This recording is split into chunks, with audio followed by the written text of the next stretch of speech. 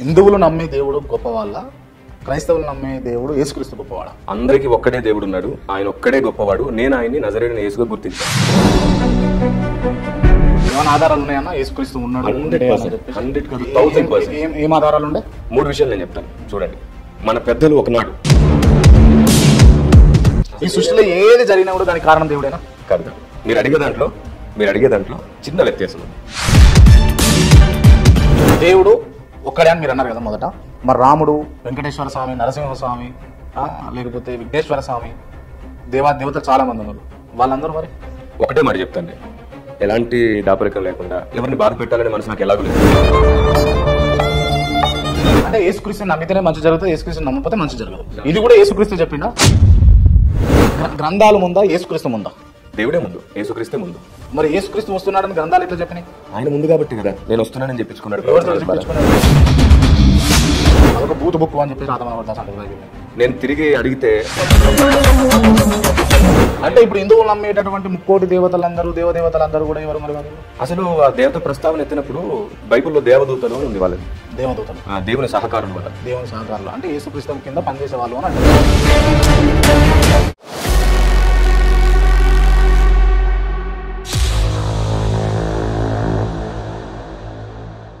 నమస్తే, welcome to KR TV. నేను మీ క్రాంతి. ఇవాళ మన తోటి ఉన్నటువంటి special guest pastor Kiran Paul గారు ఉన్నారు. ముందుగా వెల్కమ్ చేద్దాం. నమస్తే అన్న. నమస్తే బ్రదర్. బాగున్నారా? బాగున్నారా? అన్ని రకాలుగా బాగున్నాను. ఆర్థికంగా, సేవాపరంగా, కుటుంబ పరంగా అన్ని రకాలుగా బాగున్నాను. పాస్టర్లకు బాధలు ఉంటాయా? చాలా ఉంటాయి. వ్యక్తిగతంగానా లేకపోతే సమాజం పరంగానా? అన్ని విధాలుగా ఉంటాయి. అన్ని విధాలు కూడా బాధలు ఉన్నాయా? ఉన్నాయి. మరి బాగున్నా అని చెప్పారు. నేను చేస్తున్న ఈ పని చాలా సంతృప్తినిస్తుంది నాకు. అందరి మేలు చేస్తూ, అందరికీ మేలు చేస్తూ నేను బాగున్నాను. పర్సనల్గా ఇబ్బందులు అయితే ఉన్నాయి? ఇబ్బందులు అయితే ఖచ్చితంగా ఉంటాయి. ఎవరైనా మీ దృష్టిలో ఈ సమస్త సృష్టికి కారకులు ఎవరు? ఈ సమస్త సృష్టికి కారకులు ఎవరో చెప్పడానికి ముందు 3 విషయాలు చెప్తాను. ఒకటి, దేవుడు ఒక్కడే, అనేకులైతే కాదు. పైగా దేవుడు పురుషుడు. ఈ మాట శుక్లయజుర్వేదం చెప్పింది. దేవుడు ఒక్కడే, అనేకులైతే కాదు. ఈ మాట చిన్నజీర స్వామి గారు డైరెక్ట్గా చెప్పారు. దేవుడు ఒక్కడా 1000 మందా అయితే 1 కోటి మందా 33 కోట్ల? ఒక్కడే. దేవుళ్ళు ఇద్దరుండరు. దేవుళ్ళు అనే ప్లూరల్ నెంబర్ రాంగ్ అండి. దేవుడు ఒక్కడే, అనేకులు కాదు. దేవుళ్ళు అనే మాట రాంగ్ అంటారు ఆయన. పెద్దలు ఆలోచన లేకుండా ఏం మాట్లాడరు. అందుకే నేనేమంటానంటే ఆలోచన కలిగి మాట్లాడే వాళ్ళతోనే ఏదైనా మాట్లాడాలి. తొందరపడి ఆవేశపడి మాట్లాడే వాళ్ళతో ఎప్పుడు ఏం మాట్లాడినా వ్యర్థమైపోయింది. దేవుడు ఒక్కడే, అది పురుషుడు మాత్రమే, పురుష దేవుడు మాత్రమే. ఖచ్చితంగా. మరి ఇదే క్రిస్టియానిటీలో మరియమ్మను కూడా మొక్కే వాళ్ళు ఉన్నారు. మరి వాళ్ళని ఏమంటారు మీరు? ఖచ్చితంగా వాళ్ళకు కూడా నేను ఇదే విషయం చెప్పాలనుకుంటాను. మరియమ్మ మనుషుల్లో ఒక స్త్రీ మాత్రమే. కాదు, ఆవిని దేవుడు వాడుకున్నాడు అంతే. అంటే ఒక ప్రవక్తనిగా గౌరవించవచ్చేమో. ప్రవక్తలందరూ వాక్యాన్ని తమ నోటితో ప్రవచిస్తే ఈవిడ తన గర్భాన్ని మోసింది వాక్యాన్ని. కాబట్టి అలాంటి ఒక రెస్పెక్ట్ ఇవ్వచ్చేమో, కానీ దేవత అనే ప్రస్తావన మాత్రం ముమ్మాటికి తప్పది. అంటే చర్చిలలో కేవలం మరియమ్మనే మాత్రమే పూజించే వాళ్ళు, ఆరాధించే వాళ్ళకు మీరు అది తప్పనని చెప్తున్నారు. నా వంతుగా నేను వాళ్ళకి స్పృహ కలిగించే ప్రయత్నం చేస్తున్నాను. కాదు, దేవుడు ఒక్కడే ఉన్నాడు. దేవుడు వాడుకున్నటువంటి పాత్ర ఆవిడ. కాబట్టి తొందరపడి దేవుని దృష్టికి పొరపాటుగా మారిపోకండి. దేవుడు ఒక్కడే, ఆయన్ని మాత్రమే ఆరాధించండి అని చెప్తున్నాను నేను. ఆదాము హవ్వలకు పుట్టిన సంతతి యేసుక్రీస్తు. మళ్ళీ ఆదాము హవ్వ వాళ్ళకు పుట్టిన సంతానము మరియ. మనమందరం. యేసుక్రీస్తు ఎవరు అసలు? యేసుక్రీస్తు మరియ గర్భమును అవతరించిన సర్వోన్నతుడైన దేవుడు. అందుకే నేను అంటాను, ఆయన కేవలం మరియా గర్భంలోనే ఎందుకు పుట్టాలనుకున్నాడు యేసుక్రీస్తు? యెషయా ప్రవక్త అని ఒక ఆయన ఉన్నారు. ఆయన ముందుగానే ప్రవచించారు, కన్యక గర్భవతి కుమారుని కనును అని. ఇప్పటికీ కూడా కన్యసుతాయ నమః అంటూ మన గుడుల్లో కూడా తప్పకుండా ఆ మాటని ఉచ్చరిస్తారు. పంచగాయాయ నమః అని ప్రస్తావిస్తారు కదా. కాబట్టి కన్యక పుట్టడం, 5 గాయాలు పొందడం, మన కొరికే మరణించి తిరిగి లేవడం, ఇలాంటివి ఎన్నో సంగతులు మన పెద్దలు నమ్మారు. మన పెద్దలు నమ్మిన దాన్ని కరెక్ట్గా ఆలోచిస్తే ఈ వివాదాలు ఏముండవు. అందుకే నేనేమంటున్నానంటే దేవుడు ఒక్కడే, ఆ ఒక్కడే సమస్త సృష్టిని చేశాడు. చూడండి, భూమికి ఒకటే సూర్యుడు, ఒకటే చంద్రుడు. ఎవరికైనా నాన్న ఒక్కడే, అమ్మ ఒక్కతే. అదే నిజమైతే ఈ సమస్త సృష్టికి దేవుడు ఒక్కడే. నా సమస్త పరిశోధనలో, తపస్సమానమైన నా కృషిలో నేను అందరి దగ్గర తెలుసుకున్నాను. ఎందరో పెద్దల ఆలోచన నేర్చుకున్నాను. ఇటు క్రైస్తవుల్లోనూ హైందవుల్లోనూ అందరి దగ్గర ఉన్నటువంటి జ్ఞానాన్ని గమనించాను. నేను నా పసితనం నుంచి ఇప్పటి వరకు చాలా సంస్కారాన్ని నేర్చుకున్నాను. ఇదంతటిలో నేను చాలా దగ్గరగా ఎక్స్పీరియన్స్గా కూడా అనుభవించాను. ఏమిటంటే ఆయన పేరు నజరేయుడైన యేసు, సమస్త సృష్టిని చేసిన వాడు. మన పెద్దలు కూడా ఆయనే వెతికారు. మన పెద్దలు కూడా ఆయన కోసం ఎదురు చూశారు. ఏమైనా ఆధారాలు ఉన్నాయన్నా యేసుక్రీస్తు ఉన్నాడు? 100% కాదు, 1000%. ఏం ఆధారాలు ఉండే? 3 విషయాలు నేను చెప్తాను చూడండి. మన పెద్దలు ఒకనాడు, అంటే ఈ పురాణాలు ఇవన్నీ మనం తీసుకున్నప్పుడు చాలా క్లమ్జీ అవుతుంది. మనం ఒక్కసారిగా వెనక్కి వెళ్ళిపోతాం. ఓకే. ప్రారంభంలో ఓ దేవుడా నీవెవరు అని వెతికారు మన వాళ్ళు. ఇది భారతదేశం. అలాగే ప్రతి దేశంలో ఉన్న వాళ్ళు కూడా దేవుడా నువ్వు ఎవరని వెతికారు. ఎందుకంటే భూమికి మధ్యలో నుండి ప్రజల్ని దేవుడు చెదరగొట్టాడని బైబిల్ చెప్పింది. అందుకే మన మూలాలన్నీ భూమికి మధ్యలోనే ఉన్నాయని ఇటీవలి కాలంలో TV9 నుంచి కూడా DNA సర్వే ప్రస్తావన వచ్చినప్పుడు మనందరి మూలాలు భూమికి మధ్యలో ఒకచోటే ఆఫ్రికా ఖండానికి సెలెక్ట్ అవుతున్నాయి, సూట్ అవుతున్నాయి, ఈ జన్యులన్నీ కూడా అక్కడే సెట్ అవుతున్నాయి అంటూ ఒక న్యూస్ ప్రాపగండా అయింది. అది సైంటిస్టులు నిరూపిస్తున్నారు. కాబట్టి మనందరి మూలాలు భూమికి మధ్యలో నుండి ప్రారంభమయ్యాయి. భూమికి మధ్యలో నుండి ప్రజలు చెదరగొట్టబడ్డారు. ఆర్కియలాజికల్గా కూడా వీటికి తప్పక ఖచ్చితమైన ఆధారాలు ఉన్నాయి. నేను ఏమంటున్నా అంటే, నీ పేరు బ్రదర్? ప్రణీత్ ఉన్నాడు కదా, ప్రణీత్కి ఇదంతా వ్యవస్థ అంతా మీరు రూపొందించారు. ఇది వ్యవస్థ, మనం ఇక్కడ ఇది కిచెన్ ఉంటుంది, ఇక్కడ బెడ్రూమ్ ఉంటుంది, ఇక్కడ మనము శాంతంగా కూర్చోవచ్చు, టీవీ చూడొచ్చు అని ఒక వ్యవస్థని క్రియేట్ చేసి మీరు తినకు యేసుక్రీస్తు దేవుడు అని చెప్పేసి నమ్మిండు. తను కూడా బిలీవ్ చేసిండు. కాలక్రమేపీ కొన్ని సంవత్సరాల తర్వాత తాను హిందువుగా మారిండు. దానికి కారణము ఏంది అని అడుగుతుంది. క్రైస్తవులలో మేము కూడా మా పిల్లలకు సహా ఊరికే గుడ్డిగా ఏదో చెప్పం ఏసే దేవుడు అని. దానికి కావాల్సిన పూర్తి ఆధారాలు, విశ్వాసం, వయసు కలిగిన కొలది చూపిస్తూ ఉంటాం, చెబుతూ ఉంటాం.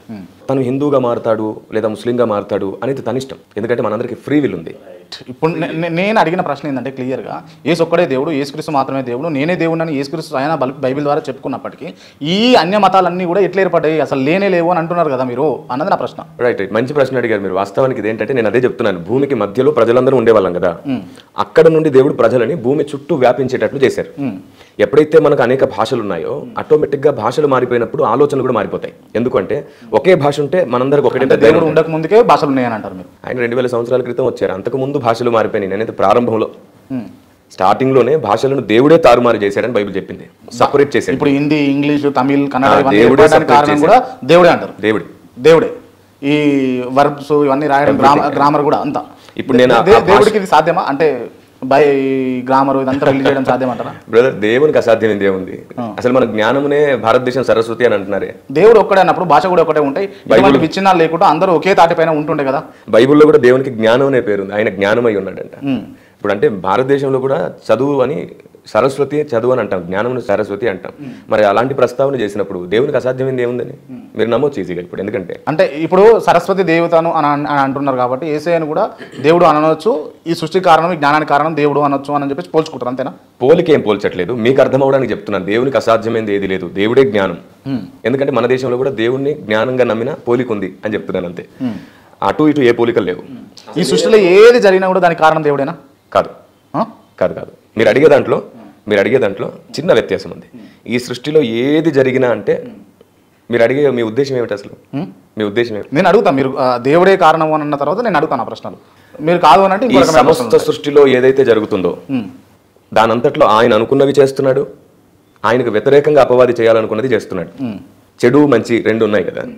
చెడు దాని పని అది చేసుకుంటూ వెళ్తున్నప్పుడు మంచి ఆయన పని ఆయన చేసుకుంటూ చెడు నుండి తప్పిస్తున్నాడు అందరినీ. రైట్. ఇప్పుడు బైబిల్ ప్రకారం సైతాను అనగా విన్నా. సైతాను అనేది ఏంటిది? సైతాను అంటే పరలోక రాజ్యంలో కెరోబుల్లో నుండి ఒక కెరోబు తన స్వబుద్ధిని వాడుకొని గర్వించి పడిపోతాడు. ఓకే. సో తాను అపవాదిగా మారిపోతాడు. తనలోనికి అపవాది వెళ్తుంది, చీకటి వెళ్తుంది. సో తనలో ఉన్నటువంటి దుర్బుద్ధి, స్వబుద్ధి, ఆయనకు వ్యతిరేకమైన ఆలోచన. ఇప్పుడు సైతాను సృష్టించింది ఎవరు? సాతాన్ని దేవుడు సృష్టించలేదు. దేవుడు సృష్టించలేదు. అంటే దేవునికి అంతు చిక్కని సృష్టి కూడా ఉంది అని అంటారు మీరు? దేవునికి అంతు చిక్కని కాదు, దేవునికి తెలుసు. అందుకే ఈ విషయం పైన ఎంత పెద్ద ఇష్యూ అంటే దేవుడు సాతాన్ని చేశాడు అని ఒప్పుకుంటే అసలు ఈ సమస్యకు దేవుడే కారణం అనాలి. ఒకవేళ సమస్యకు దేవుడే కారణం అయితే అసలు దేవుడే ఫస్ట్ శిక్షించబడాలి. మరి దేవుడే ఫస్ట్ శిక్షించబడితే కాపాడేది ఎవరు? కాబట్టి దేవుడు అపవాదిని చేయలేదు. అపవాది తానే ఏర్పడ్డా? దేవుడు చెయ్యకుండానే అపవాది ఉన్నాడు. దేవుడు చేయకముందుకే ఈ లోకంలో సృష్టి ఉంది అని అంటారు మీరు? లేదు, దేవుడే ఈ సమస్త సృష్టిని చేశాడు. మరి అపవాది అని అంటున్నటువంటి సైతాను ఎట్లా వచ్చిండు? ఇప్పుడు మీరు అడుగుతున్న ఈ ఇష్యూ ఎంత పెద్దదంటే, ఎంత పెద్ద వివాదాస్పదమైన ప్రశ్న అడిగారంటే మీరు, నా దగ్గర ఆన్సర్ లేదని కాదు. దీని మీద నేను గడిచిన 16 సంవత్సరాలుగా నేను మాట్లాడుతున్నాను. చెప్పండి, ఇటువంటి ఆన్సర్లు తెలుసుకోవడం కోసమే ఇంటర్వ్యూ. ప్రతిదీ ఉన్నట్టు క్లియర్ గా అందరికీ అర్థమయ్యే రీతిలో చెప్తారు కాబట్టి నేను మిమ్మల్ని ఇంటర్వ్యూ చేయాలనుకున్నాను. చూడండి, 3 విషయాలు చెప్తాను. శిష్యునికి చెప్పాల్సింది శిష్యుడికి చెప్పాలి, సమాజానికి చెప్పాల్సింది సమాజానికి చెప్పాలి, అంతే కదా. ఇది కాకుండా అటు ఇటు మారినా సరే వివాదాలు చెలరేగిపోతుంటాయి. విద్య నేర్చుకుని గురుకులాలు ఉండేవి. గురుకులాల్లో గురువు గారు అందరికీ అన్ని చెప్పేవాడు కాదు, అన్ని రకాలుగా పరీక్షించిన తర్వాత చెప్పేవాడు. ఎందుకు అంటే దానివల్ల లోక కళ్యాణం జరుగుతుంది, సమాజానికి మేలు జరుగుతుంది అని. ఇప్పటికీ నేను ఒక సలహా ఇస్తాను, కేఆర్ టీవీ ద్వారా ఒక సలహా ఇవ్వాలనుకుంటున్నాను క్రైస్తవ సమాజానికి. నా ప్రియ అన్నదమ్ములందరికీ చెప్తున్నాను ఏంటంటే, చర్చెస్ లో జరుగుతున్న ప్రతి ఆరాధనని లైవ్ ఇవ్వడం ద్వారా, అంటే ప్రతి మాట లైవ్ లో పలకడం ద్వారా అనేక రకాల విపరీతాలు వస్తున్నాయి, అపార్థాలు అవుతున్నాయి. సంఘానికి చెప్పాల్సింది సంఘానికి చెప్తే సంఘం అర్థం చేసుకొని సమాజానికి చెప్తుంది. బైబిల్లో ఉంటుంది, పరమగీతములలో నా ప్రియుడు నాతో మాట్లాడుతున్నాడు అని అంటూనే ఇప్పుడు నా ప్రియుడు నీతో మాట్లాడుతున్నాడు, మీ అందరితో మాట్లాడుతున్నాడు అనే ప్రస్తావన కూడా చేస్తుంది. 2 వర్షన్స్ ఉన్నాయి. కాబట్టి దేవుడు సంఘంతో మాట్లాడేది ఉంది, సంఘం సమాజంతో మాట్లాడేది ఉంది. సో ఇలాంటి ఒక టాపిక్ మీద ఒక్క మాటలో చెప్పే టాపిక్ కూడా కాదు, నేను దీని మీద సపరేట్గా ఒక పుస్తకమే రాస్తున్నాను. రైట్, ఈ సంఘం సమాజం నాకు అర్థం కావు, ఈ చూస్తున్న ప్రేక్షకులకు కూడా అర్థం కావడానికి టైం పడుతుంది. సో విషయం ఏంటంటే సైతాన్ ఎట్లా ఏర్పడ్డాడు ఒక్క మాటలో చెప్పండి అన్న. ఆ ఒక్క టాపిక్ మీకు అర్థం అవడానికి ముందు ఫస్ట్ దేవుడు ఒక్కడున్నాడని మీరు నమ్మాలి ఫస్ట్. ఇప్పుడు సృష్టికి అంతా కారణము యేసుక్రీస్తే అన్నప్పుడు, యేసు ప్రభువే అన్నప్పుడు, ఇక ఈ సృష్టిలో ఉన్నటువంటి సైతాన్ ఏర్పడడానికి ఈ యేసుక్రీస్తు కారణం ఎందుకు కాడు అన్నది నా ప్రశ్న. అదే చెప్తున్నాను నేను. కెరూబులను, దేవదూతలను, అందరినీ, మనుషుల్ని దేవుడు సృష్టించాడు. ఖచ్చితంగా దేవుడు సృష్టించాడు. కానీ ఈ కెరూబులో నివాసం చేస్తున్నటువంటి స్వబుద్ధి, మనందరికీ ఫ్రీ విల్ ఉందండి. సహజంగా చెప్తున్నాను, మనందరికీ ఫ్రీ విల్ ఉంది, స్వేచ్ఛా హృదయం ఉంది. దీనికి సంస్కారం నేర్పిస్తే మంచి జరుగుతుంది, సంస్కారం నేర్పించకపోతే చెడు జరుగుతుంది. మన సమాజంలో చూస్తున్నాం, సంస్కారహీనంగా ప్రవర్తించేవారు ఎంతోమంది ఉన్నారు. సో చెడు ఎక్కడి నుంచి పుడుతుందంటే బుద్ధి చెడిపోగానే చెడు పుడుతుంది. Free will. బైబిల్ కూడా ఈ విషయాన్ని చాలా స్పష్టంగా చదివిస్తుంది. మనిషి పుట్టినప్పుడు చాలా బాగుంటాడు, యథార్థంగా దేవుడు సృష్టించాడు. కాలక్రమేపీ మనిషి చెడిపోతున్నాడు. కారణం జన్మతః పాపం ఉంటుందా మనిషికి? ఖచ్చితంగా ఉంటుంది, జన్మతః ఖచ్చితంగా. మరి స్పష్టంగా సృష్టించండు, స్వచ్ఛంగా సృష్టించండు దేవుడు అని మీరే అన్నారు ఇందాక. అవును, బైబిల్లో ఉంటుంది ఏమిటంటే దేవుడు మానవులను యథార్థవంతులుగా సృష్టించాడని. యథార్థవంతులు అని అంటే నిష్కల్మషంగా, పవిత్రంగా, ఏ తప్పు లేకుండా. జన్మతః పాపం అంటే క్లియర్గా చెప్తున్నాను వినండి. దేవుడు ప్రతి వ్యక్తి ఆత్మను యథార్థవంతులుగా సృష్టించాడు. కానీ శరీరం ఏదైతే ఉందో ఇది మన తల్లి శరీరం నుండి మనకు సంక్రమిస్తుంది, తల్లిదండ్రుల వల్ల మనకు వస్తుంది. సో ఈ జెనెటికల్ ప్రాబ్లం ఒకటి మనకు ఉంటుంది, స్వాభావికంగా మనం డిస్టర్బ్ అవుతుంటాం. అందుకే నేను దీని మీద చర్చ చేసినప్పుడు స్వభావ పాపం అనే దాన్ని లేవనెత్తాను. ఎప్పటికైనా ఇక్కడికి వచ్చి ఆగుతారు.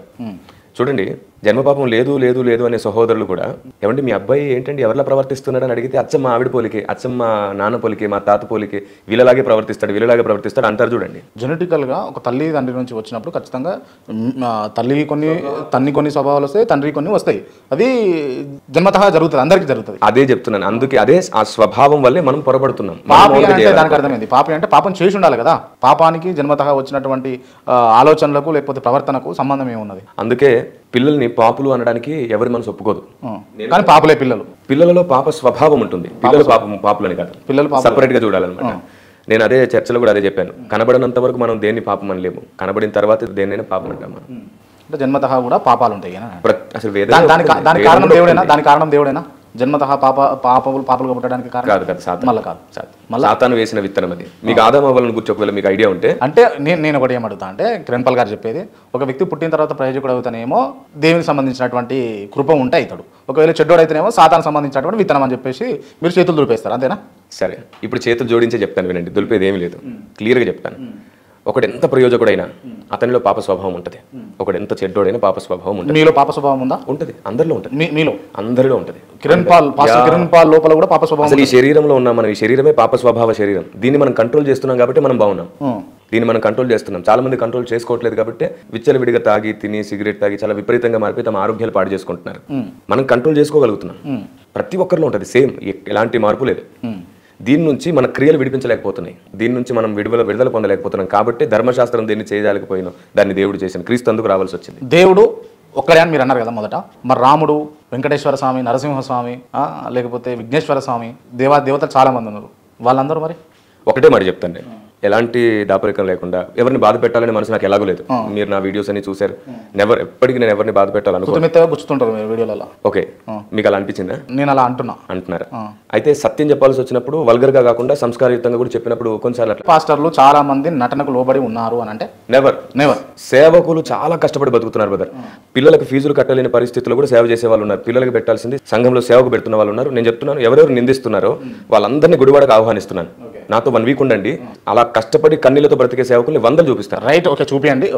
ఓకే చూస్తున్నటువంటి మిత్రులారా, అన్న సేవ చూపిస్తాడట, సేవలో ఉన్నటువంటి కష్టాలు చూపిస్తాడట. మీరు ఒకసారి గుడివాడకు రమ్మని ఖచ్చితంగా. Right, okay. నేను అడిగిన ప్రశ్న ఇందాక దేవుళ్ళ గురించి ఇంకోసారి అడగండి, మళ్ళీ అడగండి. వెంకటేశ్వర స్వామి, విఘ్నేశ్వర స్వామి, నరసింహస్వామి, రాముడు, వీళ్ళందరూ ఎవరు? యేసుక్రీస్తు ఎవరు? ఒకటే మాటలు చెప్తున్నాను, దేవుడు ఒక్కడే. మీకైనా వాళ్ళకైనా నాకైనా సృష్టి మొత్తానికి ఒక్కడే దేవుడు. నేను అన్ని గ్రంథాలను పరిశీలించి, అందరి అభిప్రాయాలను పరిశీలించి, ప్రతి లాజిక్ తర్వాత నేను చెప్తున్నాను, దేవుడు ఒక్కడే. ఆయన ఈ భూమి మీదకి దిగి వచ్చి సర్వమానవాళి కొరకు మరణించి తిరిగి లేస్తాడని అన్ని గ్రంథాలలో ఎక్కడో చోట కొన్ని ఆధారాలు ఉన్నాయి. నేనేమంటానంటే వేదాలలో క్రీస్తున్నాడని నేను చెప్పాలి మొదటి నుంచి. సత్యదేవుని వెతకడానికి ప్రతి చోట పెద్దలు వెతికారు, గురుతులు కొన్ని ఉన్నాయి మొత్తం ప్రపంచవ్యాప్తంగా. దీనికోసం నేను ప్రపంచమంతట నిజదేవుని ముద్ర అనే పుస్తకం రాశాను. ఆ పుస్తకం మీరు స్క్రీన్ మీద కూడా చూపించవచ్చు. Okay. ఆ పుస్తకం ఉంది. ఆ పుస్తకంలో నేను ఆధారాలు చెప్పాను. ఒక్కడే దేవుడు, ఆయన పేరు నజరేయుడని యేసు. మీకైనా నాకైనా ఈవెన్ దో ఇప్పుడు క్రైస్తవ్యాన్ని వ్యతిరేకిస్తున్న సహోదరులు అందరికీ ఆయన దేవుడు, ఆయనే దేవుడు, ఆయన అందరికీ ప్రభు. ఆయన అందరి ప్రభు. ఓకే, అంటే యేసుక్రీస్తుని నమ్మితేనే మంచి జరుగుతుంది, యేసుక్రీస్తుని నమ్మకపోతే మంచి జరగదు. ఇది కూడా యేసుక్రీస్తే చెప్పిండా? లేదు, యేసుప్రభు ఏమన్నారంటే నన్ను నమ్మిన తర్వాత లోకం మిమ్మల్ని ద్వేషించవచ్చు, మీకు శ్రమలు కష్టాలు కూడా రావచ్చు అని అన్నాడు. యేసుప్రభుని నమ్మితే ప్రాస్పరిటీయే కలుగుతుందని ఎప్పుడు బైబిల్ చెప్పలేదు. శ్రమలు కూడా కలుగుతాయి, శ్రమల గుండానే ప్రయాణం చేయాలి. నా టీచింగ్ మొత్తంలో మీరు చూడండి, టీచింగ్ మొత్తంలో నేను ఎప్పుడు కూడా ఫిజికల్ గా స్ట్రాంగ్ గా ఉండండి, శ్రమలను ఎదిరించండి. దేవుడు దొరికేది ఆశీర్వాదాలు దేవుళ్ళ కోసం కాదు, మొక్కులు తీర్చుకోవడం కోసం దేవుడు కాదు. అసలు ఆ థాటే రాంగ్. నేను చాలా సభలో చెప్పాను బ్రదర్, మీకు యూట్యూబ్లో దొరుకుతుంది. ఆశీర్వాదాలు దేవుళ్ళ కోసం మందిరాలకు రాకండి, మీరే ఆశీర్వాదంగా మారిపోవాలని మందిరానికి రండి. ఐడియాలజికల్గా ఆశీర్వాదంగా మనం మారాలి, మనం ఆశీర్వాదాలు అంటే పరిగెత్తకూడదు. దేవుడు అంటేనే జ్ఞానం, దేవుడు అంటేనే సత్యం, దేవుడు వెలుగు. వేదంలో రాయబడింది స్టార్టింగ్లోనే ఆయన జ్యోతిర్మయుడని. ఓకే, మరి ఆ వెలుగును వెతకమని నా ప్రయత్నం, నా ప్రయాస. ఇప్పుడు యేసుక్రీస్తుని నమ్మకుండా ఒక వ్యక్తి ఇతర దేవుళ్ళని నమ్మి ఒక 20 సంవత్సరాలు 30 సంవత్సరాలు నిష్ఠతోటి బతికిండు, ఏ పాపం చేయకుండా బతికిండు, యథార్థంగా బతికిండు. అదేవిధంగా యేసుక్రీస్తుని నమ్మిన వ్యక్తి ఒక వ్యక్తి ఉన్నాడు. వాళ్ళిద్దరికి దేవుడి కృప, మీరు అంటున్న దేవుడి కృప ఒకరిపైన ఇద్దరిపైన ఒకే రీతిలో ఉంటుందా? బైబిల్ ఏమనిందంటే దేవుని కృప భూమి అంతటా సమానంగా ఉందంట. అందరిపైన, యేసుక్రీస్తును నమ్మినా నమ్మకపోయినా. మీరు చెప్పండి, సూర్యుడు అందరి మీద ఉదయిస్తున్నాడు, సూర్యుడు అందరి మీద ఉదయిస్తున్నాడు. సూర్యుడిలో యేసుక్రీస్తున్నాడా? సూర్యుని చేసిన వాడు దేవుడు, సూర్యుడు దేవుడు కాదు. సూర్యుని చేసిందే యేసుక్రీస్తు, సూర్యుని చేసిందే యేసుక్రీస్తు. 100% కుమారుడైన దేవుడు ఈ సమస్త సృష్టి. 2000 సంవత్సరాల క్రితం ఈ సృష్టి లేదంటారా? ఇక్కడే బ్రదర్ మొత్తం క్రైస్తవ్యాన్ని వ్యతిరేకించే అన్నదమ్ములు కూడా ఈ పాయింట్ దగ్గర మిస్ అవుతున్నారు. యేసు ప్రభు 2000 సంవత్సరాల నుంచి ఉన్నవాడు కాదు, ఆయన కలిగి తర్వాత ఉన్నాడు అనిపించుకున్నాడు అన్నారు. నేనంటాను ఏమిటంటే కలిగి ఉండలేదు, ఆయన ఉండి కలిగాడు. ఎందుకు అంత అవసరం ఏమొచ్చింది? అదే చెప్తున్నాను, మన గ్రంథాలన్నీ కూడా ఆయన వస్తాడు అనే ప్రస్తావన ఉంది. ఉంది. ప్రజాపతి అయిన వాడు కుమారుణ్ణి కంటున్నాడు, నాదాన్ని కంటున్నాడని అథర్వణ వేదంలో ఎందుకు ఉంది? అందుకే ఉంది. ఓకే, గ్రంథాలు ముందా, యేసుక్రీస్తు ముందా? దేవుడే ముందు, యేసుక్రీస్తే ముందు. మరి యేసుక్రీస్తు వస్తున్నాడని గ్రంథాలు ఎట్లా చెప్పినాయి? ఆయన ముందు కాబట్టి కదా, నేను వస్తున్నానని చెప్పించుకున్నాడు, ప్రవక్తల ద్వారా ప్రవచింపజేశాడు. తర్వాత ఆయనకు అన్యజనులలో కూడా ప్రవక్తలు ఉండిరి అని ఉంది. బిలాము అన్యజన ప్రవక్తనే, కోరేసు కూడా అన్యజన రాజే. దేవుడు ఈ భూమి మీద ఎవరితోనైనా మాట్లాడించగలడు. ఒక సృష్టి మాత్రమే అని నేను అంట, మీరు ఏం చెప్తారు? దానికి నేను ఆల్రెడీ నిరూపణ ఇచ్చాను. యేసుక్రీస్తు చేసిన సృష్టి ఆయనను సృష్టి అనే అంత అపహాస్యంగా ఉంది. యేసుక్రీస్తే సృష్టి అని అంట. నేను అదే అంటున్నాను, యేసుక్రీస్తు చేసిన సృష్టి ఆయన సృష్టి అంటుందంట. నేను యేసుక్రీస్తే ఈ సృష్టిని సృష్టి చేస్తే ఈ సృష్టి మళ్ళీ యేసుక్రీస్తునే సృష్టి అంటుంది. సైన్స్ అదే అంటుంది కదా అన్న. ఇదంతా అంటే మీకు ఒక్కొక్కసారి ఆలోచిస్తుంటే తీవ్రంగా ఇదంతా కొంచెం అంటే క్లమ్జీగా జిగ్జాగ్ అనిపించదా? నేను 100% చాలా క్లియర్గా ఉన్నాను, ప్యూర్గా చాలా క్లియర్గా ఉన్నాను. అంతేనా? చాలా క్లియర్గా ఉన్నాను, ఎట్టి పరిస్థితుల్లో కూడా. నెవర్. Right, okay. ఎన్ని సంవత్సరాలన్నా మీరు బాప్తిసం తీసుకొని? దాదాపుగా 20 సంవత్సరాలు. 20 సంవత్సరాల ముందు మీ పేరు? కిరణ్ కుమార్. మీరు కిరణ్ పాల్ అయ్యారు, అంతేనా? యాడ్ చేసుకున్నారు. రైట్. మీ నాన్నగారు దేవుని నమ్మకపోతుండేనా? ఆయన కమ్యూనిస్ట్ సిద్ధాంతాలతో అసలు ఏ దేవుని నమ్మలేదు. రైట్. మీరు ఎందుకు టర్న్ అయ్యారు మరి క్రిస్టియానిటీ వైపు? నాకు ఎవరు గాస్పల్ చెప్పలేదు, ఎవరు సువార్త చెప్పలేదు, నాకు ఒక సువార్తికుడు వచ్చి చెప్పలేదు. నేను డైరెక్ట్గా దేవుని స్వరాన్ని విని రక్షించబడ్డాను. ఎట్లా? నా 8 సంవత్సరాల వయసు ఉన్నప్పుడు నేను డైరెక్ట్గా దేవుని స్వరం విన్నాను. ఎలా విన్నాను అంటే మా అమ్మ నాన్నకి నేను దూరంగా మా బంధువులతో ఉంటున్నప్పుడు అక్కడ నేను కంఫర్టబుల్గా లేను, చాలా రకాల ఇబ్బందుల్లో ఉన్నాను. అమ్మ ప్రేమకు దూరంగా ఉన్నప్పుడు ఎలా ఉంటుందో మీకు తెలుసు. సో ఆ డిస్టర్బెన్స్ మధ్యలో, ఆ విపరీతమైన వేదన మధ్యలో నేను ఒంటరిగా ఉండేవాడిని, ఒంటరిగా పడుకునేవాడిని, చెట్ల కింద ఒంటరిగా కూర్చునేవాడిని, వాళ్ళు ఏం పని చెప్పినా చేస్తుండేవాడిని.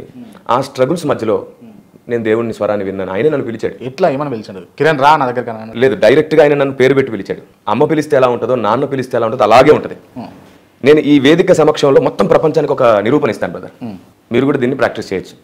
జస్ట్ 1 month, 30 రోజులే యథార్థంగా ఏ దేవుని పేరెత్తొద్దు, ఏ చర్చికి వెళ్ళొద్దు, ఏ మసీదుకి వెళ్ళొద్దు, ఏ గుడికి వెళ్ళొద్దు, ఏ రూపం తలుచుకోవద్దు, ఏ పేరొద్దు.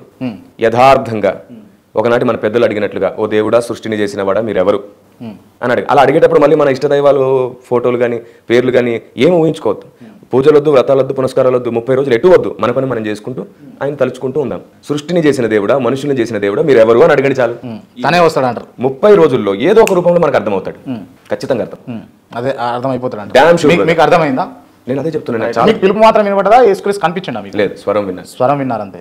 ఒకవేళ యేసుక్రీస్తు ఉంటాడు అని అనుకుంటే ఎట్లుంటుండొచ్చు మీకు తెలుసు? నేను దర్శనం ద్వారా అంటే మాక్సిమం చాలా మందికి డైరెక్ట్ గా చూడడం అనే ప్రస్తావన కంటే కూడా విజన్ త్రూ చాలా సార్లు జరుగుతుంటది. ఇప్పుడు కళలో మనకు చాలా మంది కనబడుతున్నట్టుగా విజన్ అనేది ఒకటి ఉంది, దర్శనం అనేది ఒకటి ఉంది. హైందవులు కూడా దీన్ని ఎవరు తృణీకరించారు, ఎందుకంటే అందరికీ దర్శనం అంటే ఏంటో తెలుసు, విజన్ అంటే ఏంటో తెలుసు. కాబట్టి నేను విజన్ త్రూ చాలా సార్లు ఆయన వెలుగు రూపంలోనే చూశాను. వెలుగు రూపంలో ఆయన వెలుగు ఇట్లా ముక్కు, కళ్ళు, మూతి, చెవులు. ఇప్పుడు ఎలా అర్థం చేసుకోవాలంటే ఆయన మనల్ని తన స్వరూపంగా, తన పోలికగా చేశాడు. ఈ మాట బైబిల్ చెప్పింది. ఇప్పుడే అర్థమవుతుంది ఆయనలా చేశాడంటే మనలాగే ఆయన ఉంటాడని. కేవలం మనుషులను మాత్రమే దేవుడు సృష్టించాడు, జంతువులను లేకపోతే పక్షులను, ఈ చెట్లను, వీటన్నిటి వల్ల మొత్తం ప్రాణకోటిని, సర్వ ప్రాణకోటిని సృష్టించింది ఆయనే. ఎందుకు సృష్టించింది అంటారు మీరు? మనకు సహాయంగా ఉండడానికి. మనల్ని ఎందుకు సృష్టించాడు? అసలు సృష్టి ఎందుకు, సహాయం ఎందుకు, ఇదంతా ఎందుకు అని అంటే ఇది కదా అద్భుతమైన సువార్త. మంచి ప్రశ్న అడిగారు మీరు. మరి చెప్తాను వినండి. దేవుడు వాస్తవానికి ప్రేమ అయి ఉన్నాడు. ప్రేమ అనేది ఖర్చు అయితే తప్ప ఎప్పుడు వ్యక్తం అవ్వదు. వ్యక్తం అవ్వాలంటే వ్యక్తులు కావాలి. సో ఆయనతో సదాకాలం ప్రేమ పంచడానికి కొందరు ఉండాలని మనల్ని కన్నాడు ఆయన. కన్న తర్వాత ఆయనకు తెలుసు, ఆయన క్లియర్గా తెలుసు ఈ సృష్టి ఇట్లా విచ్ఛిన్నం చేస్తూ ఉన్నా, భాషలు ఏర్పరుస్తూ ఉన్నా, విభేదాలు వస్తాయి, కొట్టుకదొస్తారు, హిందూయిజం అని, క్రిస్టియనిజం అని, ఇంకొక ఇజం అని, ఇట్లా కొట్టుకదొస్తారు. ఇదంతా వద్దు, అందరినీ ఎటువంటి చెడు ఆలోచనలు లేకుండా చేస్తా, వీళ్ళకి ఏ ఇబ్బంది కలగకుండా చేస్తా, అందరికి సమానమైన డబ్బులు ఇస్తా, అందరికి సమానమైనటువంటి తెలివిని ఇస్తా అని చెప్పేసి ఎందుకు సృష్టిని ఏర్పరచలేకపోయాడు? దేవుడు ఒక చిటికేస్తే మీరు అన్నట్టు అన్ని మార్చగలడు. ఆయనకు అసాధ్యమైంది ఏది లేదు. కానీ దేవుడు ఈ భూమి మీద న్యాయము, అన్యాయము, ధర్మము, అధర్మము, మంచి చెడు మనకు విచక్షణ కలగనిచ్చిన తర్వాత ఆయనతో పాటు సదాకాలం ఉండనిస్తాడు. విచక్షణ లేని ఎవరు కూడా నిత్యత్వం దేవునితో ఉండడం కుదరదు. అంటే ఇప్పుడు దొంగలు, రౌడీలు, అత్యాచారులు ఇలాంతా కూడా మీరు అంటున్నట్టు తర్వాత దేవుడి దగ్గర పోనీకి ఉండదు అంటారు, అంతేనా? బైబిల్ అయితే అలాగే చెప్పింది. దేవుడి దగ్గరికి పోనీకంటే దేవుడు ఎక్కడ ఉన్నాడు? మారు మనసు కావాలి, ఖచ్చితంగా మారు మనసు. అంటే నేను చేసింది ఇప్పుడు నా ప్రశ్న ఏంటంటే దేవుడు ఎక్కడ ఉన్నాడు? ఇప్పుడు యాజ్ ఆఫ్ నౌ ఇక్కడ ఉన్నాడా? మన మధ్యలో ఎక్కడ ఇద్దరు ముగ్గురు ఉంటే అక్కడ ఉంటానన్నాడు. ఇప్పుడు నేను ప్రభువా నాతో ఉండు అని అంటే ఖచ్చితంగా ఉంటాడా? పక్కా కనిపిస్తాడా ఇప్పుడు కూడా? ఎట్లా కనిపిస్తాడు బ్రదర్? దేవుడు కనిపించేవాడైతే అందరికీ నాస్తికులు ఉండరు. ఇంకా ఆయన ఎందుకు కనబడట్లేదంటే బైబిల్ ఏమంటుందంటే హృదయ శుద్ధి గల వారు ధన్యులు, వారు దేవుని చూస్తారని అన్నాడు. సో ఆయన కనబడాలనుకుంటే కనబడతాడు, మనకు కనబడమంటే కనబడ్డాడు. Okay, right. ఇప్పుడు ఒకవేళ పాస్టర్లు కావచ్చు, క్రిస్టియానిటీలో ఉన్నటువంటి వ్యక్తులు కావచ్చు, చనిపోయిన తర్వాత ఎక్కడికి పోతారన్నా? దేవుని దగ్గరికి వెళ్తారు, పరదేశికి. నిజంగా అది ఉంటుందా మీరు అనేది? ఖచ్చితంగా ఉంది. మీరనే పరదేశి ఉంటుంది అంటారు. అక్కడ ఏం జరుగుతుంటుంది మీ ఊహ? భక్తులందరూ విశ్రాంతిలో ఉంటారు, దేవుని స్తుతిస్తూ ఉంటారు. శరీరాలు ఉండవు, మహిమ శరీరంతోనే ఉంటారు. మహిమ శరీరం అంటే చనిపోయిన తర్వాత వాళ్ళ ఆత్మలు అక్కడ ఉంటాయి అంతే. ఆత్మలు ఉంటాయి. ఓకే, ఆత్మలు భూమి మీదకి రానికి ఉంటుందా? లేదు. ఒక్కసారి మనిషి చనిపోతే దయ్యం అవ్వడానికి ఉండదు, పరదేశికి వెళ్ళిన తిరిగి రావడానికి ఉండదు. ఈ చనిపోయిన వాళ్ళు దయ్యాలు అవ్వట్ల, పడిపోయిన దేవదూతలే ఆ రూపం ధరించుకొని మనుషుల్ని భ్రమ పెడుతున్నాయి. చనిపోయిన వాళ్ళు దయాలు అయితే దేవుడు చేతగాని వాడు అవుతాడు, బంధించడం చేతగాక బయటకు వదిలేసినట్టు అవుతాడు. ఎందుకు చంపుతున్నాడు? ఎందుకు సృష్టించిన దేవుడు ఎందుకు చంపేస్తాడు దేవుడు? మళ్ళీ తర్వాత ఎందుకు మళ్ళీ పరదేశికి తీసుకొని పోతాడు దేవుడు? అదే చెప్పాను నేను మీకు. ఈ భూమి మీద దేవుడు మనుషులందరినీ సృష్టించింది ఆయన ప్రేమించడానికి ఒకటి, రెండవది న్యాయమును ధర్మమును నేర్పించడానికి. ఎందుకంటే ఇదంతా ఒక గేమ్ అంటే కంటే కూడా వ్యూహం అంటే ఎంత బాగుంటుంది. ఏం వ్యూహం, ఏం లాభం? ఇప్పుడు కిరణ్ పాల్ గారు మీరు ఉన్నారు, మీరు సృష్టింపబడ్డాడు దేవుడి చేతనే అని చెప్పేసి మీరు బలంగా నమ్ముతున్నారు. మీ వల్ల ఈ సొసైటీకి ఏం లాభం, మీకేం లాభం అని నా ప్రశ్న. చూడండి, ఇప్పటి వరకు నా వల్ల చాలా మంది చనిపోయే స్టేజ్కి వెళ్ళిన వాళ్ళందరూ కూడా తిరిగి ఆత్మహత్య చేసుకోకుండా బ్రతికిన వాళ్ళ ఫ్యామిలీస్ బోల్డ్ అన్ని. రైట్. ఏ దేవుని నమ్మకుండా ఓన్లీ మోటివేషన్ స్పీకర్గా ఉన్నటువంటి బిఆర్ షెట్టి లాంటి వాళ్ళు, కొంతమంది కళ్యాణ్ లాంటి వాళ్ళు, ఇంకొంతమంది నాకు తెలిసినటువంటి కృష్ణారెడ్డి ఉన్నాడు, లేకపోతే ఇంకొక ఆయన ఉన్నాడు, వీళ్ళు కూడా మోటివేషన్ చేస్తూ చాలా మందిని కూడా బతికిస్తున్నారు. మరి వాళ్ళకి మీకు తేడా అయింది? మీరు అడిగిన ప్రశ్న ఏమిటంటే మీ వల్ల ఏంటి లాభం సమాజానికి అని. నేను అదే చెప్తున్నాను. చాలామంది బ్రతకడంతో పాటు సత్యమేదో అది అందించే ప్రయోజనం జరుగుతుంది. అసలు మీరు అందించేది సత్యమని మీరు భ్రమలో ఉన్నారని నేను అంటాను. నిరూపిస్తాను. ఎట్లా? ఖచ్చితమైన ఆధారాలతో, ఖచ్చితమైన ఆలోచనతో సమాజానికి దాన్ని నిరూపించి చెబుతాను. ఏది సత్యమో తెలుసుకోవాలి అనే మనసున్న వ్యక్తి దగ్గర ఏదైనా మనం చెప్పొచ్చు, కానీ ఏది చెప్పినా ఇది నమ్మను అనుకునే వ్యక్తితో ఏది చెప్పలేము. మన రాధా మనోహర్ దాస్ గారు లాంటి వాళ్ళతో.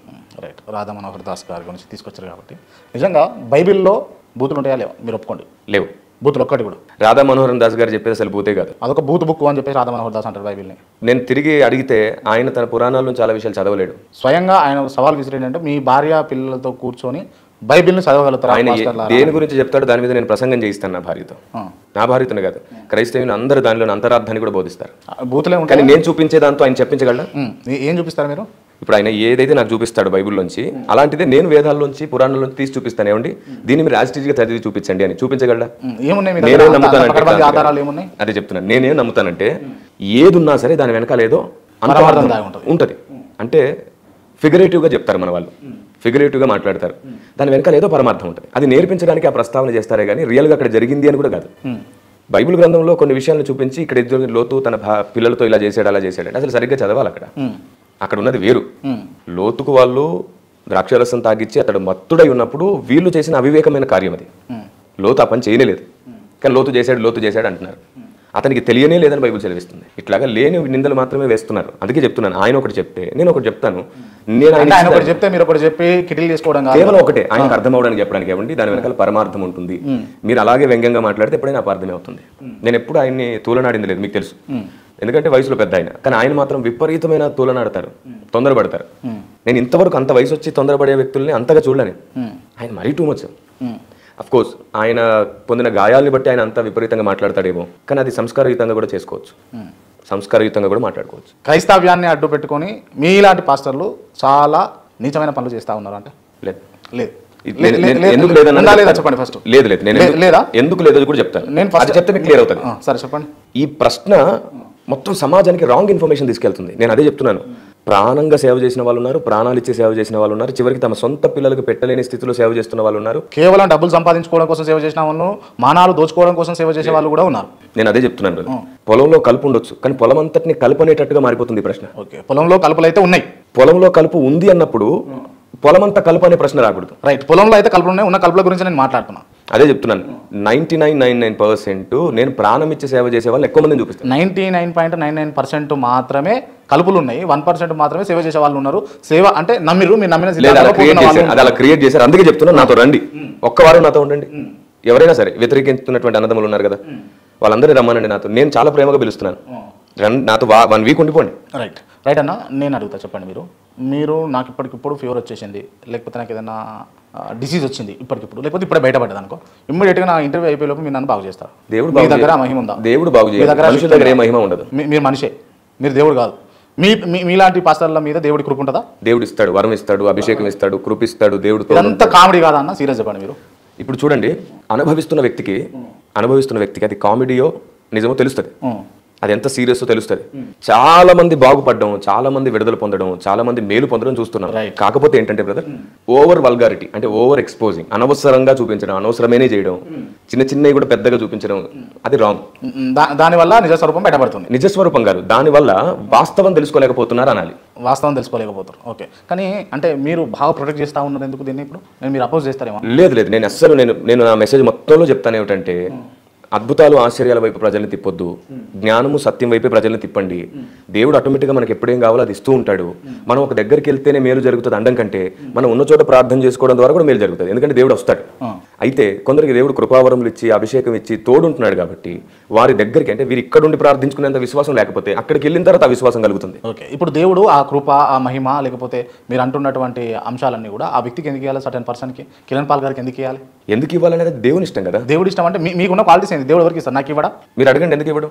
నాకు కావాలంటే బైబిల్ ఏం చెప్తుందంటే ఆశతో ఆపేక్షించండి అని. మనల్ని మనం దేవుని దగ్గర నిరూపించుకోవాలి. ఒక సైకలాజికల్గా మెంటల్గా అలా చేసింది బైబిల్ అని అంటే, నిజంగా మెంటల్గా ప్రిపరేషన్ చేసి, అంటే ప్రతి దానికి ఒక మెలుగు పెట్టేసిరు అని అంటే. సరే, నేను ఒక స్టేట్మెంట్ ఇస్తాను, దీన్ని ఒకసారి మీరు కంపేర్ చేసి చూడండి. చెప్పండి. మీ మాటకి నా మాట ఏంటంటే, చెప్పండి. ఇంతవరకు ఏ మతం ద్వారా కానీ, ఏ కులం ద్వారా కానీ, ఏ రాజకీయ వ్యవస్థ ద్వారా కానీ, ఏ సేవా సంస్థల ద్వారా కానీ దొంగలు, వ్యభిచారులు, నరహంతకులు, శాడిస్టులు, ప్యాకెట్గాళ్ళు, మంత్రగాళ్ళు మారినట్టు నేను చూడలేదు. ఇదిగో ఈ బైబిల్ పట్టుకుని దొంగలు, వ్యభిచారులు, నరహంతకులు, మంత్రగాళ్ళు, శాడిస్టులు మారడమే కాదు, సమాజాన్ని బాగు చేసింది దేశం బైబిల్ గ్రంథం. ముఖ్యంగా భారతదేశానికి ఎంతో సేవ చేసింది బైబిల్ గ్రంథం. ఎంతమందిని మార్చింది అట్లా? మీకు చూడండి, మొత్తం కనబడుతూనే ఉంది. ఎట్లా? భారతదేశానికి ఎంతో సేవ చేయడమే కాదు, అసలు భారతదేశానికి స్వతంత్రం రావడంలో కీలక పాత్ర పోషించడంలో కూడా ఏవో హోమ్ అనే ఒక క్రైస్తవుడు కారణమయ్యాడు, గాంధీజీ గారితో కలిసి. కాంగ్రెస్ పార్టీ స్థాపన చేసింది ఏవో హోమ్ గారు, చరిత్ర చెప్పిన సత్యం. మీరు అంటే మిమ్మల్ని వదిలేసి మిమ్మల్ని ప్రశ్నలు అడుగుతూ ఉంటే, వింటూ పోతా ఉంటే, తెలంగాణ ఏర్పడ్డది కూడా క్రిస్టియన్ వల్లనే, లేకపోతే క్రైస్తవ్యం వల్లనే, లేకపోతే భారతదేశం ఏర్పడ్డది అట్లనే, మీరు ఈ ఛానల్ పెట్టుకుంది దీని వల్లనే అని కూడా చెప్తారు నాకు. ఇప్పుడు ఇట్లాంటి క్వశ్చన్స్ ఆల్రెడీ క్రైస్తవ వ్యతిరేకులు కొందరు అడుగుతున్నారు. సో వారి తరపున మీరు అడుగుతున్నారా? నేను జర్నలిస్ట్గా అడుగుతున్నా. Okay, done. అంటే మీ బాధ్యత కూడా ఏమిటంటే, సమాజం ఏం అడుగుతుందో కూడా మన నుంచి మీరు క్లారిఫై ఇవ్వడం మీ బాధ్యత కాబట్టి అడుగుతున్నారా అంటున్నాను అంతే.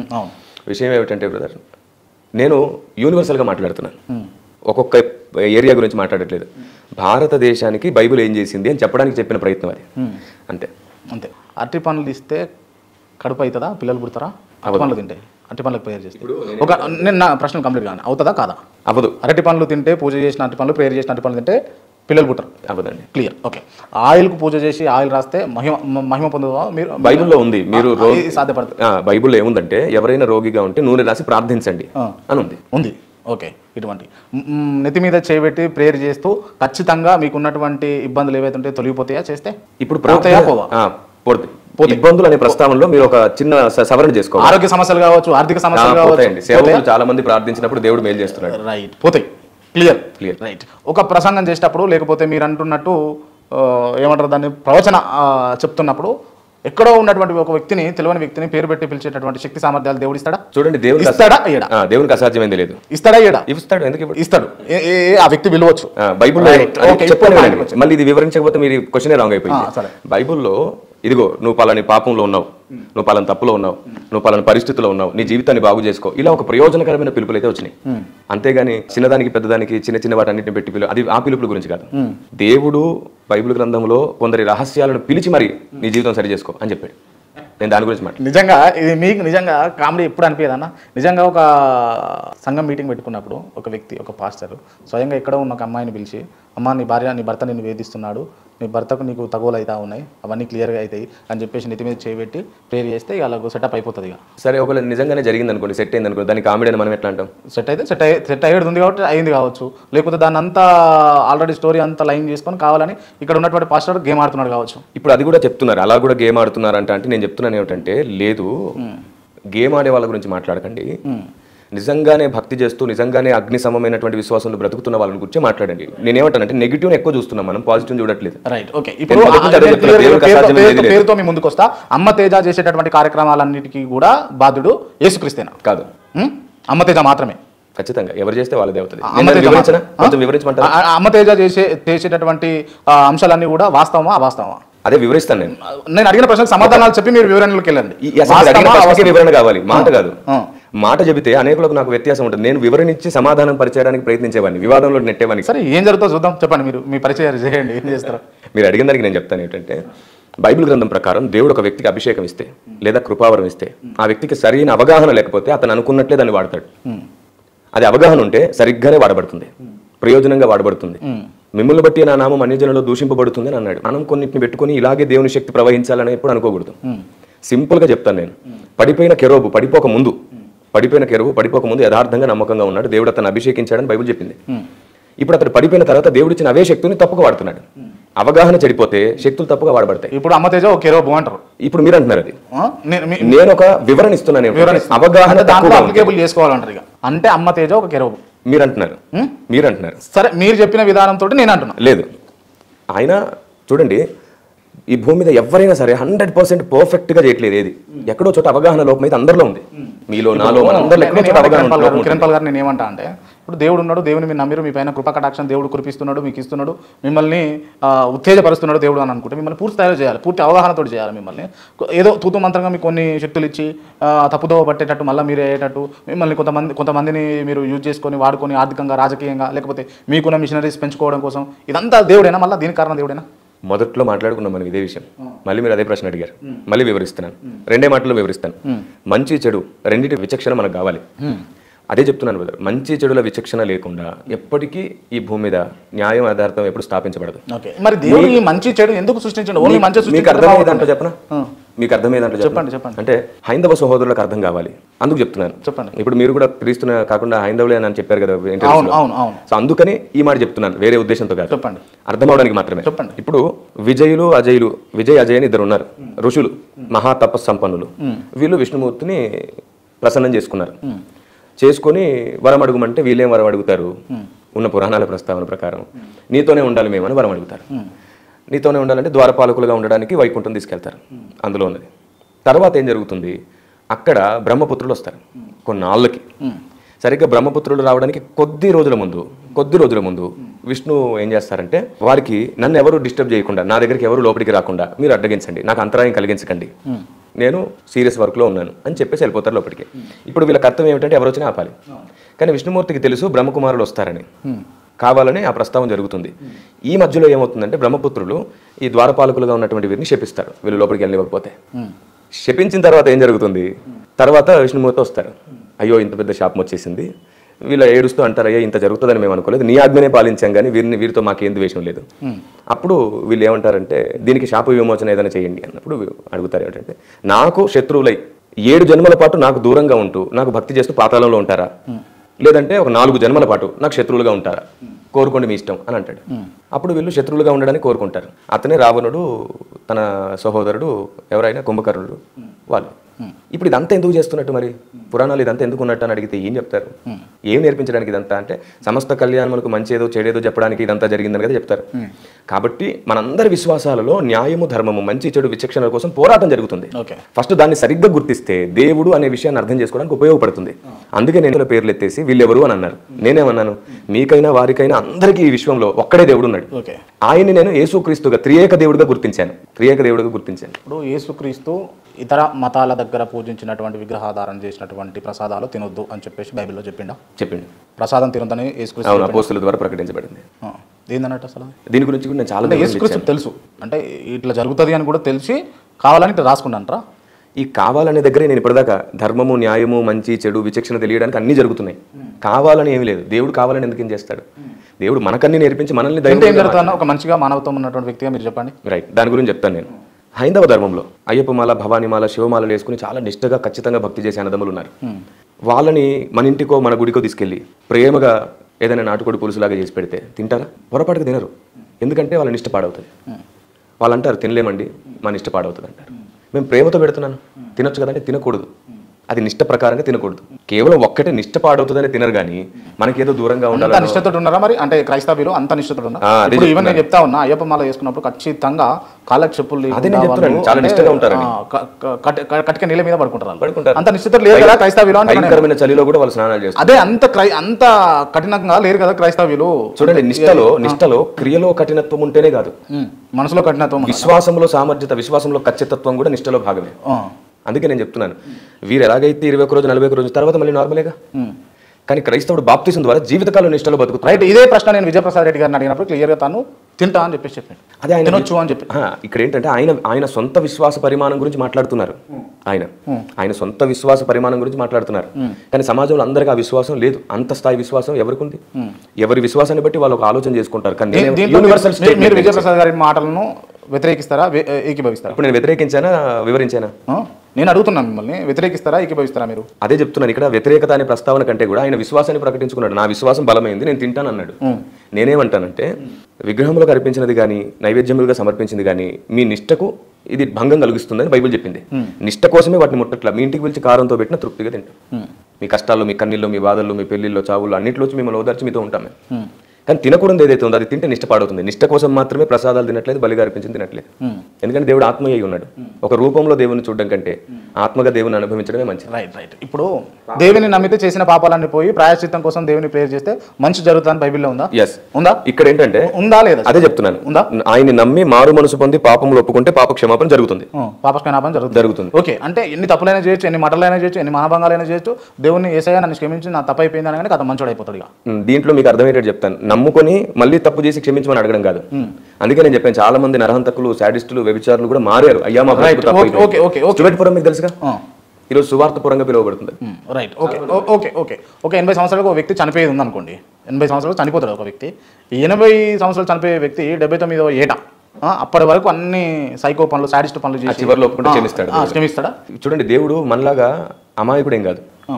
వీళ్ళు ఉద్దేశపూర్వకంగానే కావాలని 79వ సంవత్సరం దాకా వెయిట్ చేసి ఆ తర్వాత ఒప్పుకుంటే ఆయన ఎట్లా ఒప్పుకుంటాడు? ఆయన మనస్సాక్షిని బాగా ఎరిగినవాడు, మన హృదయంతరంగా ఎరిగినవాడు. కావాలని మనం దేన్నైనా చేస్తే ఆయన మనకు మించినవాడు.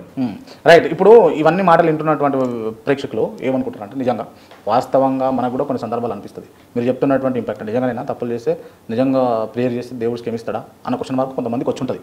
సో ఇప్పుడు వాళ్ళు కూడా అదే పనిగా చేస్తే కావాలనే ఉద్దేశపూర్వకం కాదా అది? మీరు ఏమంటున్నారు క్లియర్గా అంటే, దేవుని ప్రేయర్ చేస్తే, దేవుని నిజంగా దేవుని ముందు తప్పులు ఒప్పుకుంటే ఒప్పుకుంటే జరుగుతుంది అని అన్నారు కదా. నిజంగా మీరు చెప్పినటువంటి అంశాలు నిజంగా ఎట్లుంటాయి అంటే ఇంపాక్ట్ కలిగిస్తాయి. ఎట్లా అంటే రైట్. దేవుడిని నిజంగానే తప్పు చేసి క్షమిస్తే ఒకసారి అడుగుదాం, ఒకసారి ప్రేయర్ చేద్దాం అని ప్రేయర్ చేసిన వాళ్ళకి కూడా దేవుడు క్షమాపణలు ఇస్తాడా? క్షమిస్తాడు, మళ్ళీ చేయకూడదు. ఇంకా చేస్తే దానికి లెక్కప్ప చెప్పాలి, మళ్ళీ ప్రేయర్ చేస్తాడు. అట్లా కుదరదు. అదే చెప్తున్నాను, జన్మ కర్మ పాపములు ఒకసారి మన మీద నుంచి పోయిన తర్వాత, తొలగిపోయిన తర్వాత, ఆ తర్వాత మన స్పృహ కలిగి చేస్తున్న ప్రతిదానికి దేవుని దగ్గర లెక్క అప్ప చెప్పాలి. ఏం లెక్కలు ఉంటాయన్నా? లెక్కలు అడుగుతాడు దేవుడు. ఎందుకు అడగడు? నువ్వు ఇలా ఎందుకు చేసావని నిలదీయడా? మనం ఇష్టంతో చేసామో, నాటకాలాడి చేసామో, మోసపూరితంగా చేసామో, ఎవరైనా భ్రమ పెడితే చేసామో అన్నిటికీ దేవుడు లెక్క చూసుకుంటాడు. మరి కోట్లు ఇవన్నీ ఎందుకు? ఇవన్నీ ఇవి భూమి మీద. భూమి మీద మనం అక్కడ బ్రతకాలంటే, పరలోకంలో ఒక ఉన్నత స్థాయిలో బ్రతకాలంటే ఇక్కడ ఖచ్చితంగా వాక్య ప్రకారంగా బ్రతకాలి. ఓకే, ఇప్పుడు ఆడ పరలోకం నరకం కూడా ఉందా? నరకం ఉంది కదా, అన్ని మన మొత్తం భూమి మీద ఉన్న ప్రతి నరకాన్ని మతంలో సృష్టించింది ఎవరు? నరక పాలకుడు కూడా యేసుక్రీస్తేనా? దేవుడే నరకాన్ని సృష్టించాడు. నరక పాలకుడు కూడా యేసుక్రీస్తే. నరక పాలకులుగా కొందరు పెట్టాడు ఆయన. యేసుక్రీస్తు బైబిల్లో ఉంది, కొందరు సింహాసనాలు అక్కడ ఉన్నాయని అక్కడ వాళ్ళు పరిపాలిస్తారు. రైట్. అంటే నరక పాలకునిగా కూడా కొంతమంది వ్యక్తులను సృష్టించిండు అని అంటే ఎట్లా? వాళ్ళు ఎందుకు సహాయంగా అక్కడ అందరూ ప్రతి చోట ఉండాలి. ఇప్పుడు జైలర్ ఎలా ఉంటాడు అంటే ఇదంతా అంత ఒక క్రియేషన్. అంటే ఇది భూమి మీద మనుషులు తప్పులు చేస్తారు, దాని తర్వాత చచ్చిపోయిన తర్వాత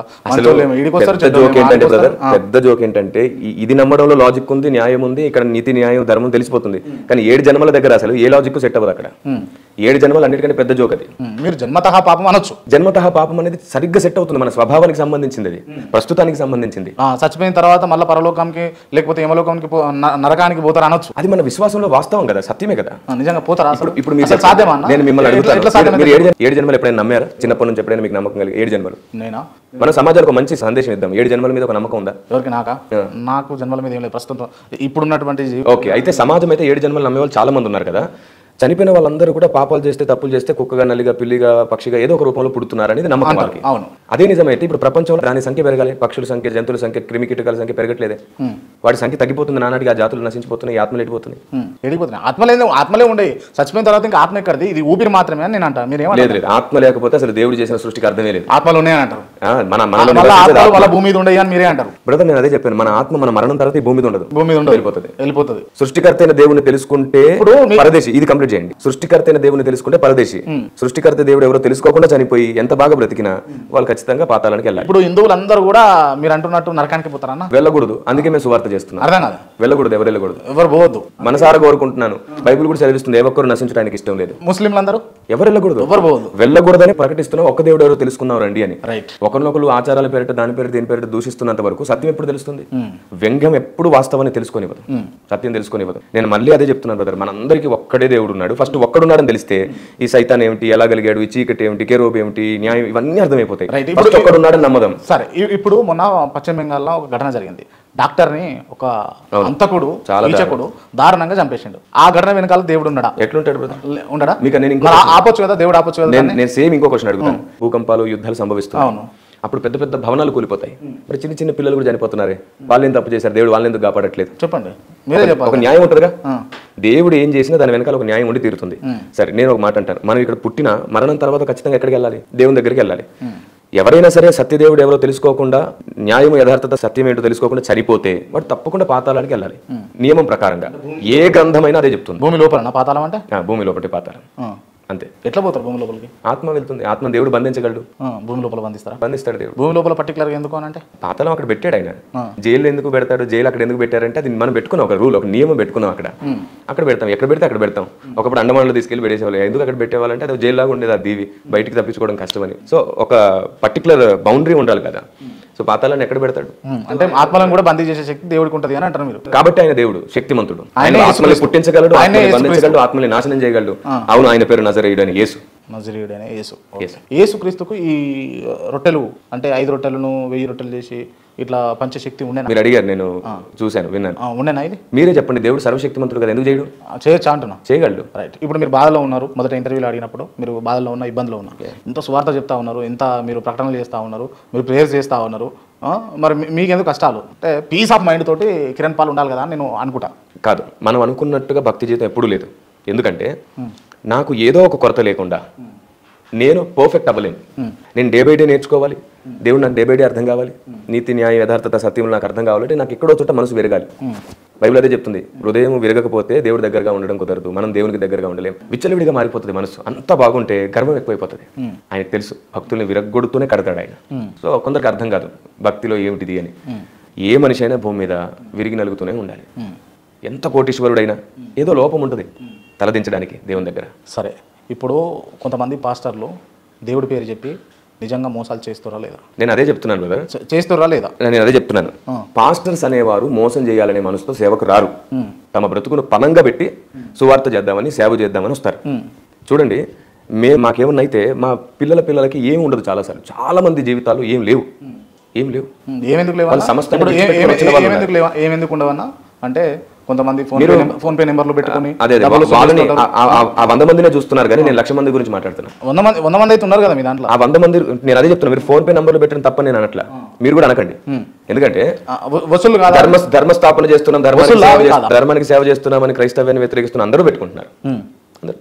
నేను మీ గురించి అడుగుతా ఉంటే మళ్ళీ మీరు పక్కన వాళ్ళ గురించి మాట్లాడతారు. ఒక విషయం అర్థం కావాలంటే వాళ్ళు చేస్తున్నారు మరి చేస్తున్నాం అలాగని కాదు, వాళ్ళు ఒక మంచి ఉద్దేశంతో చేస్తున్నట్టు కానీ వాళ్ళు పెట్టుకుంటున్నారు మంచి ఉద్దేశంతో, దాన్ని తప్పుబట్టి మనం మాట్లాడక్కర్లేదు అంటున్నా. 100 మంది గురించి కాదు, చాలా ఉన్నత స్థితికి వెళ్ళి అన్ని సమృద్ధిలో ఉన్న 100 మంది గురించి కాదు, ఇప్పటికీ తమ పిల్లలకు కూడా పెట్టలేని స్థితిలో కూడా సంఘానికి పెట్టి సేవ చేస్తున్నారు, అప్పులు చేసి కష్టపడి సేవ చేస్తున్నారు 1,00,000 మంది గురించి చెప్తున్నారు. రైట్. నేను చాలా మంది ఇప్పుడు చేసినటువంటి పాస్టర్లు అందరిని అడిగినా, నేను మిమ్మల్ని కూడా అడుగుతున్నా, మీరన్నా నిజం చెప్పండి, స్త్రీల కూడిక పేరుతోటి స్త్రీలను వంచిస్తారా పాస్టర్లు కావాలని? మళ్ళీ అదే చెప్తున్నాను నేను ఎప్పుడు చూడండి, ఎక్కడ డిబేట్కి వెళ్ళినా ఎక్కడికి వెళ్ళినా నేను ఒక పాయింట్ కరెక్ట్గా చెప్తాను, అదే మళ్ళీ చెప్తాను అర్థమయ్యేటట్టు. ఒక్కసారి నేను ఒక మిస్టేక్ చేశాను ఏంటంటే చెప్పిందే చెప్పకుండా 1-2 సార్లు చెప్పి వదిలేయడం వల్ల స్వభావ పాపం అనే విషయం సమాజానికి అర్థం కాల. కానీ ఆ తర్వాత నాకు రియలైజేషన్ అయింది ఏంటంటే ప్రతి విషయం సమాజానికి అర్థమయ్యేదాకా మళ్ళీ చెప్పాలి.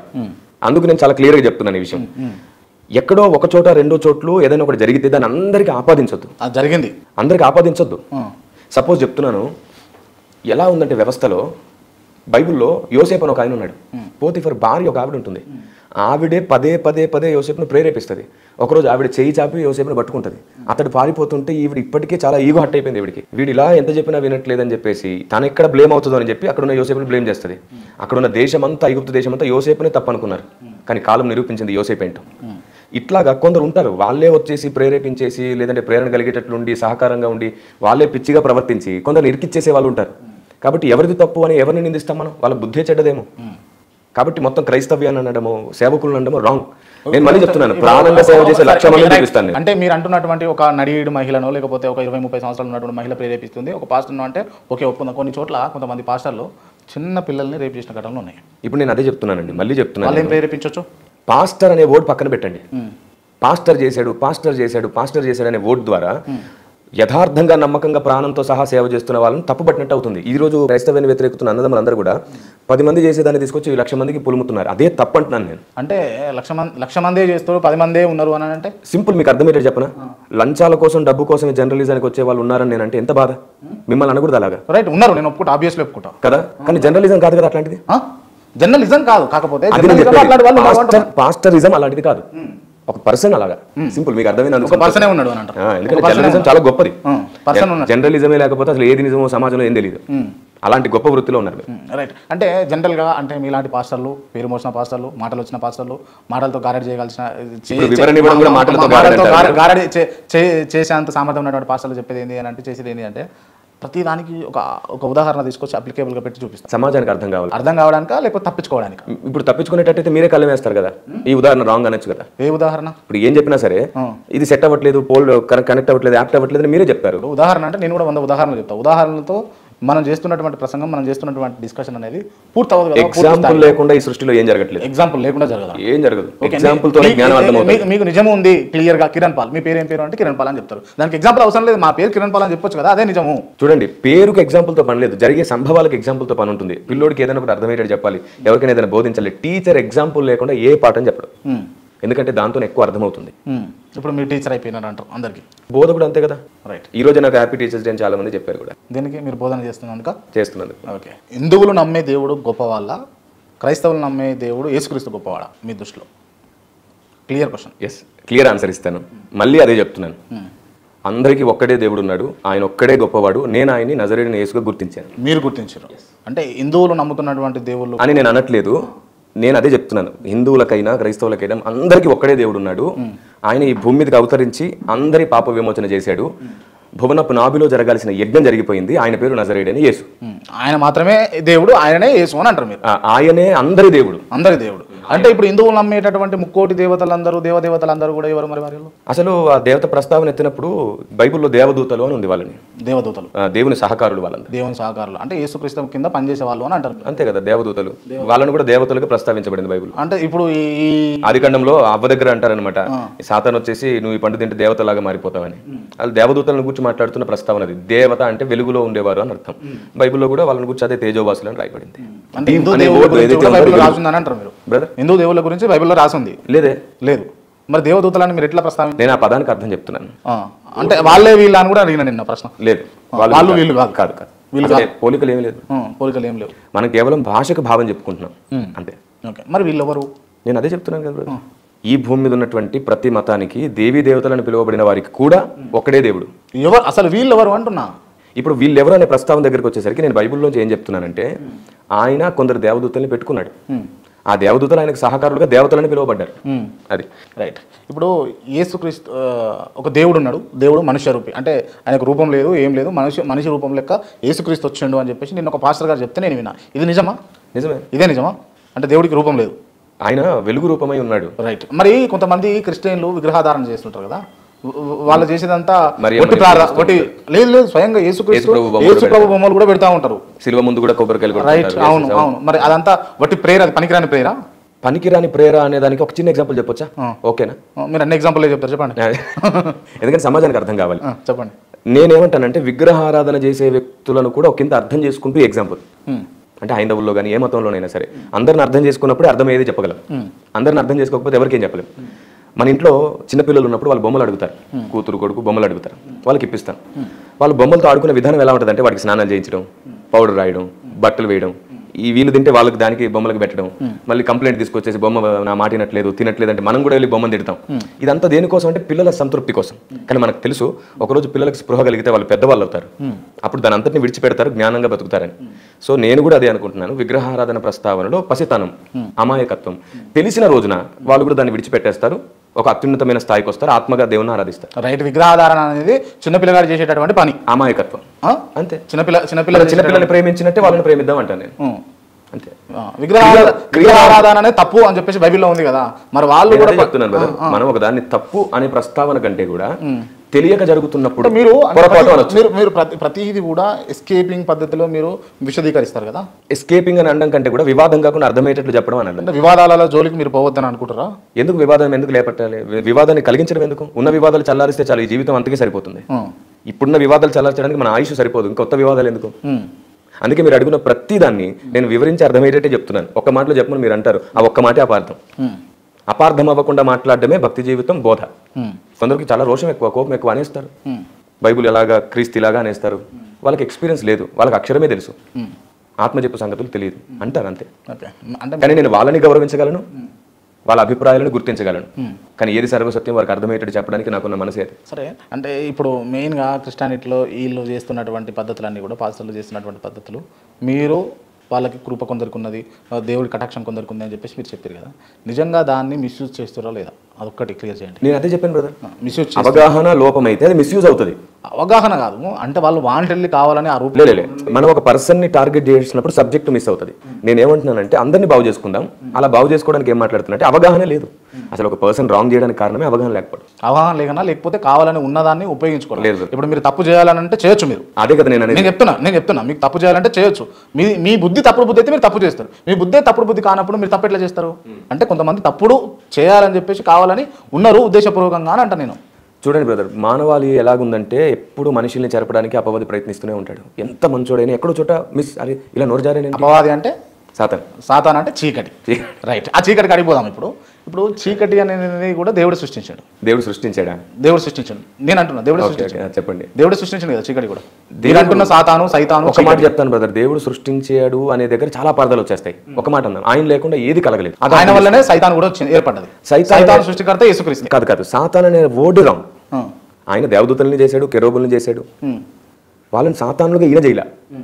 వాళ్ళ బుద్ధి చెడి వాళ్ళు మారారు, సాధారణంగా మారి. మనం పిల్లల్ని కంటాం, మంచి వాళ్ళని కానీ కంటాం, వాళ్ళ బుద్ధి చెడితే వాళ్ళు చెడిపోతారు, చెడ్డ వాళ్ళుగా. ఇప్పుడు నేనేమంటున్నా అంటే విచక్షణ అంటే మంచి చెడు. ఇప్పుడు మీరు మంచి చెడు, ఇప్పుడు మంచి చెడు చెప్పినప్పుడు ఒక అబ్బాయికి ఒక కొడుకుకు ఒక తండ్రి మంచి చెడు చెప్తే తెలుసుకోగలుగుతాడు, ఇది మంచి నాన్న ఇది చెడు నాన్న. అసలు ఆ తండ్రే దేవుడైనప్పుడు, ఆ తండ్రికి పుట్టినటువంటి పిల్లలు మనుషులైనప్పుడు ఆ తండ్రి ఏం చేయాలంటే అసలు చెడు అనేది తీసేసి ఓన్లీ మంచిగా పెట్టొచ్చు కదా. దేవుడు ఎంత మంచి మనసు ఉన్నాడంటే బ్రదర్, ముఖ్యంగా చెప్పాలంటే ఈ భూమి మీద తల్లి ప్రేమ తండ్రి ప్రేమ ఇన్ని ప్రేమలు ఉండడానికి కారణమే ఆయన. ఇన్ని బాంధవ్యాల నిర్మాణకుడు ఆయన. ఆయన సృష్టి కేవలం పదార్థంగా చేయలేదు. అంటే ప్రతిదీ దేవుడి సృష్టి, దేవుడి వల్లనే ఇదంతా జరుగుతుంది అని అంటున్నారు మీరు. జరిగేదాని గురించి వేరు, జరగడం వేరు, నిర్మాణం వేరు. ఆయన ఒక అందమైన రూపంతో పాటు అనేక భావాలను సృష్టించిన అందమైన మనసున్నవాడు దేవుడు. ఎవరిని బలవంత పెట్టాలనుకోడు, న్యాయం నేర్పిస్తాడు, ధర్మం నేర్పిస్తాడు. వారి క్రియతో వారి బుద్ధితో ఏదైనా చేస్తున్నప్పుడు వారి క్రియ కొలది కొన్నిటిని జరుగుతున్నప్పుడు శిక్షిస్తాడు, దండిస్తుంటాడు. స్కూల్లో టీచర్ కూడా అన్ని నేర్పించినా సరే వాడు మరీ తప్పు చేస్తే శిక్షిస్తారు. సో ఇదంతా కూడా నీతి న్యాయం ధర్మం నేర్పడానికే. అయితే మీరు ఒక చీకటి గురించి చెప్పారే, ఇప్పటి వరకు అసలు ఒక మనిషి జీర్ణించుకోలేని పెద్ద పెద్ద సంగతులు ఉన్నాయి దాని వెనకాల. ఒక మాటలో ఒక ఇంటర్వ్యూలో చెప్పి తేల్చేసే ఇష్యూ కూడా కాదు అది. సో దీని గురించి ఒక పుస్తకం రాస్తున్నాను. ఆల్రెడీ చాలా మంది పెద్దలు ఈ చీకటిని గురించి పుస్తకం రాశారు. జొరాస్టరిజంలో కూడా మంచి దేవుడు చెడ్డ దేవుడు అనే ప్రస్తావనలు ఉన్నాయి. క్రైస్తవుల్లో కూడా చాలా మంది చీకటిని గురించి ఇంటర్ప్రిట్ చేసిన వాళ్ళు ఉన్నారు. చాలా మంది మహాభక్తులు ఉన్నారు. ఓకే, ఇప్పుడు యేసుక్రీస్తును నమ్మి ఒక 20 సంవత్సరాలు 30 సంవత్సరాలు యేసు దీక్షలో ఉన్నటువంటి ఒక వ్యక్తి, మీలాంటి పాస్టర్, ఆ వ్యక్తి ఓ ట్రైన్ పోవాలి, ఓ ట్రైన్ ప్రయాణం అయితే పోవాలి. ఆ ట్రైన్కు ఎక్కిండు, తిరుపతి టు హైదరాబాద్ ఎక్కేసిన తర్వాత మధ్యలో కర్నూలు దగ్గరనో లేకపోతే హైదరాబాద్ సమీపంలో యాక్సిడెంట్ అయింది. ఆ ట్రైన్ మొత్తం ధ్వంసం అయిపోయింది. చాలామంది ఉన్న వాళ్ళందరూ కూడా ఒక 90-80% చనిపోయారు. దానికి కారణం యేసు ప్రభు అని అనుకుంటున్నారు. నేను అంటున్నా, డిక్లేర్ చేస్తున్నా, యేసు ప్రభు దానికి కారణం కాదా? ఎవరు కారణం? ఎవరు? చూడండి, ప్రపంచంలో జరిగే విపత్తులన్నింటికి దేవుడే కారణం కాదు. విపత్తులు ఆపొచ్చు కదా మరి. ప్రశ్న అడగండి, అది అడగండి. ఆపొచ్చు కదా. దేవుడు ఏం చేసినా దాని వెనకాల న్యాయం ఉంటుంది. అదే నేను చెప్పాలనుకున్నాను. ఎప్పుడంటే ఆ చిన్న పిల్లలు ఎందుకు దేవుడు కాపాడలేదనే పాయింట్ మాట్లాడుకున్నాం మనం. నేను అదే చెప్తున్నాను ఏంటంటే, మనుషులు చనిపోయినప్పుడు సృష్టికర్త అయిన దేవుని తెలుసుకుంటే దేవుని దగ్గరికి వెళ్ళాలి. ఆ దేవుడు ఎవరో తెలుసుకోకుండా చనిపోతే తప్పకుండా ఎవరైనా సరే నరకానికి వెళ్తారు. అయితే ఇందులో ఒక ఎగ్జంప్షన్ ఉంది. అసలు దేవుని చింతన తెలుసుకునే చాయిస్ లేదు. సపోజ్ స్వతంత్ర సమరయోధులు, వాళ్ళకి అసలు దేవుడు భక్తి పూజలు వ్రతాలు చేసేంత టైం ఎక్కడిది? వాళ్ళ బ్రతుకంతా కుటుంబంతో కూడా గడపకుండా మనందరి కోసం గడిపారు. మరి అలాంటి యథార్థవంతులకు దేవుడు న్యాయం చేయడా? ఆయన ఇష్టం. అది చేస్తాడా? చేయడం ఎందుకు చేయడు? నేను ఆల్రెడీ దీని మీద ఒక మెసేజ్ చేశాను. ఓకే, పక్కా వాళ్ళు పరలోకానికి పోతారు. వాళ్ళని నరకానికి పంపించాల్సిన తీర్పు మనం తీర్చొద్దు, పరలోకం పంపించే ఆజ్ఞ మనం ఇవ్వద్దు. రైట్. అది దేవుని దృష్టి, దేవుని చేతికి అప్పచెప్పే న్యాయం. రైట్. ఓకే, అప్పుడే పుట్టి ఒక 10 రోజులు అవుతున్నటువంటి ఒక పిల్లవాడు చనిపోయింది అనుకోండి, తను ఎడికి పోతాడు? పరలోకానికి పోతాడా, నరకానికి పోతాడా? పరలోకానికి వెళ్తాడు. పరలోకానికి పోతాడు. పరలోక రాజ్యం ఎందుకు పుట్టించండు, ఎందుకు చంపిండు? అదే పాయింట్ చెప్తున్నాను మీకు. ఫైనల్ గా మనం ఆయనతో ఉండడమే ముఖ్యం. మానవుడిగా పుట్టకపోతే ఆయనతో ఉండడం కుదరదు. అలాంటి ఒక ధర్మం ఉంది, అలాంటి ఒక న్యాయం ఉంది. మానవుడిగా జన్మించకుండా మళ్ళీ మనం వారసులం అవడం కుదరదు. ఖచ్చితంగా మానవుడిగా జన్మిస్తేనే మనకు ఆయనతో ఉండే ఉనికి కలుగుతుంది. ఎందుకంటే మనం రేపు ఆయన పక్కన ఆయన సింహాసనంలో కూర్చోవాలి. అందుకే చాలా పెద్ద ఇష్యూ మనం అర్థం చేసుకోవాలి. ఓకే, ఆ చిన్నపిల్లవాడు చనిపోయిన తర్వాత ఆత్మ కూడా చిన్న మనస్తత్వం ఉంటుందా? మీలే కిరణ్ పాల్ లెక్క ఆలోచిస్తుందా, క్రాంతి లెక్క ఆలోచిస్తుందా? లేదు. అక్కడ పెరుగుతాడు కాబట్టి, అక్కడ కూడా పరదేశంలో ఉంటాడు కాబట్టి, అక్కడ ఉండే పెద్దలతో ఎదుగుతుంటాడు కదా. అక్కడ మళ్ళీ అక్కడ చావు ఉండదా? ఇక ఎట్లా ఉండదు? ఆత్మకు చావు లేదు. ఆత్మకు చావు ఏదైనా ఉందంటే అది నరకమే. Okay, right. ఆత్మకు చావు అంటే నరకం. రైట్. ఆత్మలో ఎట్లా డిస్కషన్ అంటే, ఇప్పుడు మామూలు మనుషులాగా ఉన్నాం, మీ కింద ఇది సోఫా ఉంది, సోఫా పైన కూర్చున్నారు, మనం ఏదైనా వస్తువుని పట్టుకోగలుగుతాం, తినగలుగుతాం, ఎంజాయ్ చేయగలుగుతాం, ఒక కార్లో లగ్జరియస్ కార్లో మీరు తిరగలుగుతాం. ఆత్మలు కూడా ఆ లోకంలో వాళ్ళు టచ్ చేయగలిగేవి, వాళ్ళు ముట్టగలిగేవి అన్ని వాళ్ళ చేతులే ఉండే కదా. ఆత్మకు చేతులు ఉంటాయి. ఆత్మ మనలాగే ఉంటారు. వాళ్ళు తింటారా? ఎందుకు తినరు? పరదేశిలో ఒక మాట ఉంది బైబుల్లో, జయించిన వానికి జీవవృక్ష ఫలములు తిననిత్తును అని అన్నాడు.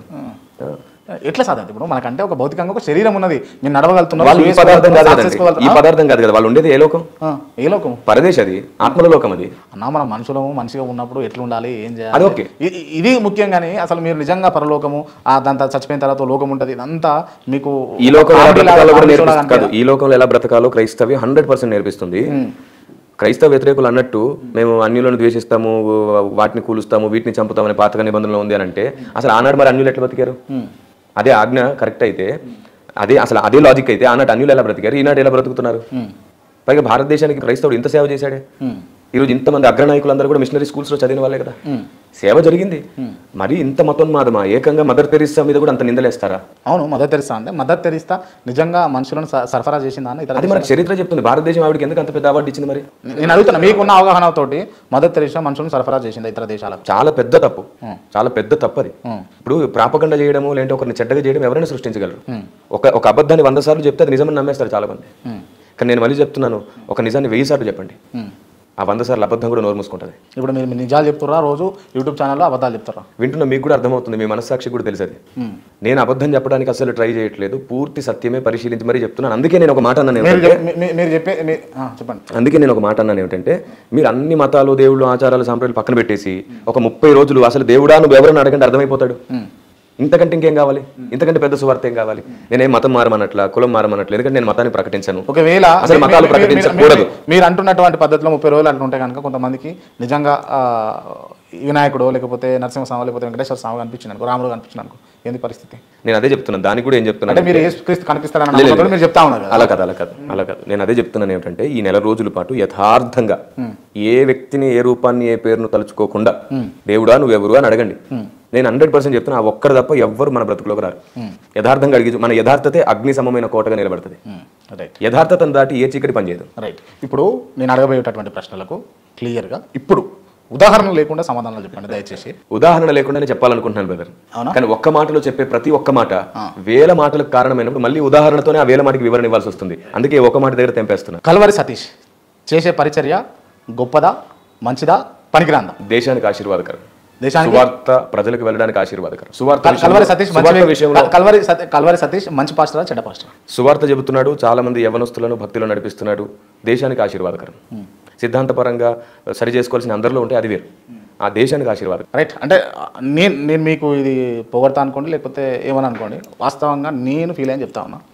ఈ ఇంటర్వ్యూలో నేను దాదాపు ఇది 4వ ఇంటర్వ్యూ విత్ పాస్టర్ తోటి, 4వ ఇంటర్వ్యూలో మీరు ఉదాహరణలతోటి అంటే ఎవరైనా ఒప్పించకుండా చెప్పిన సమాధానాలు ఎక్కువనే.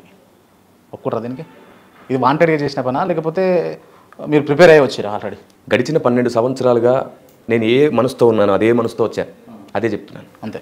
అవును. లేకపోతే మీరు నిజంగా నేను మీకు థ్యాంక్స్ చెప్పాలి, కృతజ్ఞతలు కూడా చెప్పాలి. సమాజానికి ఒక మంచి ఆలోచన వెళ్ళడానికి 8 నెలలు నా కోసం వెయిట్ చేశారు మీరు. 8 months ఇంత ఓపికగా ఉన్నారు మీరు. నిజంగా నాకు కుదరలేదు యాక్చువల్గా. అంటే ఈ పాస్టర్ సిరీస్ కంటే ముందర మీరు చేయాలి, ఫస్ట్ మీ ఇంటర్వ్యూ చేయాలి. మా బ్రదర్ చెప్పిండు కిరణ్ పాల్ గారిని చేయండి ఇంటర్వ్యూ అని, అంటే సరే చేద్దామని డిస్కషన్ వచ్చింది. ఆ రోజు మీకు కాల్ చేసిన, దాని తర్వాత మీకు టైం సెట్ అవ్వలేదు, మనం చేయలేదు. దాని తర్వాత ఈ నెలలో మొత్తం అందరిది పాస్టర్ది అయిపోయింది. దాని తర్వాత నాకు తెలిసి నేను ఇంకా పాస్టర్ని ఇంటర్వ్యూ చేయొద్దు అనుకుంటున్నాను, మీదే చివరి ఇంటర్వ్యూ అవుతుంది. కిరణ్ పాల్ గారు మీ మతాన్ని మీరు గౌరవిస్తూ ఉన్నారు, ఇతర మతాలను గౌరవిస్తారా మీరు? నేను చాలా వీడియోస్లో కూడా చెప్పాను, మన మతాన్ని మనం గౌరవిస్తున్నప్పుడు ఇతర మతాలని గౌరవించకూడదని బైబిల్లో ఏం చెప్పలేదు. పౌలు భక్తుడు ఏథెన్స్ పట్టణానికి వెళ్ళి, ఓ ఏథెన్స్ వాసులారా మీ భక్తి గొప్పది, కానీ మీరు తెలియక దేని యందు నమ్మిక ఉంచారో దాన్ని చెబుతానని వాళ్ళకి వాస్తవం చెప్పాడు. ఇక్కడ నేను మళ్ళీ చెప్తున్నాను, అసలు ఎవరి మతాలను చెప్పుకోవద్దు, మత ప్రచారం వద్దు, దైవ ప్రచారం చేసుకుందాం. రైట్. ఓకే. అంటే క్రైస్తవ్యంలో మత ప్రచారం జరుగుతుందా? మత ప్రచారం చేయడం తప్ప కరెక్టా? మీరు చెప్పండి ఒక క్రైస్తవునిగా. క్రైస్తవ్యంలో దైవ ప్రచారమే జరుగుతుంది, కానీ అది మత ప్రచారంగా పులమబడుతుంది. అది క్రైస్తవ్యంలో మత ప్రచారం జరుగుతుంది అని మీరే అంటున్నారు క్లియర్. మత ప్రచారం కాదు, దైవ ప్రచారం జరుగుతుంది, మత ప్రచారం అని పులమబడుతుంది. అది మత ప్రచారం కాదా? కాదు. మత ప్రచారం కాదు. మత ప్రచారం యేసు ప్రభు మతం కాదు. మతం కాదు. ఏంటిది యేసు ప్రభు? అసలు దేవుడికి మతం ఉండదు, కులం ఉండదు, రంగు తారతమ్య భేదం ఉండదు. దేవుడు అంటే మతం కానే కాదు. రైట్. మీ క్యాస్ట్ సర్టిఫికేట్ లో మీ క్యాస్ట్ చూపించేశాను రీసెంట్ గానే. ఏముంటుంది చెప్పండి. చూపించేశాను. నాకు తెలియదు ఏముంటుంది చెప్పండి అంటున్నా. ఇంటర్వ్యూ అసలు మా నాన్నగారు చెప్పాను కదా, ఆయన నాస్తికుడు ప్లస్ కమ్యూనిస్ట్ సిద్ధాంతం. ఆయన అసలు ఏ మతాన్ని మెన్షన్ చేయలేదు. మీకు ఇప్పుడు నేను ఉంది, కానీ ప్రభుత్వం దగ్గర నుంచి ఏ లాభాన్ని నేను పొందలేదు, ఏ సర్టిఫికెట్స్ పెట్టి. నా పిల్లలకు కూడా నేను తీసుకోలేదు. రీసెంట్గా ఆంధ్రప్రదేశ్లో అమ్మఒడి వచ్చింది, వాళ్ళు పదే ఫోన్ చేసినా నాకు వద్దు, నేను కష్టపడి బ్రతుకుతున్నాను, నా పిల్లల్ని నేను చూసుకోగలను, నాకేమి వద్దు, ఇంకా మాకంటే చాలా బలహీనమైన స్థితిలో ఉన్న వాళ్ళు ఉన్నారని చెప్పాము ఎప్పుడు స్టార్టింగ్లో.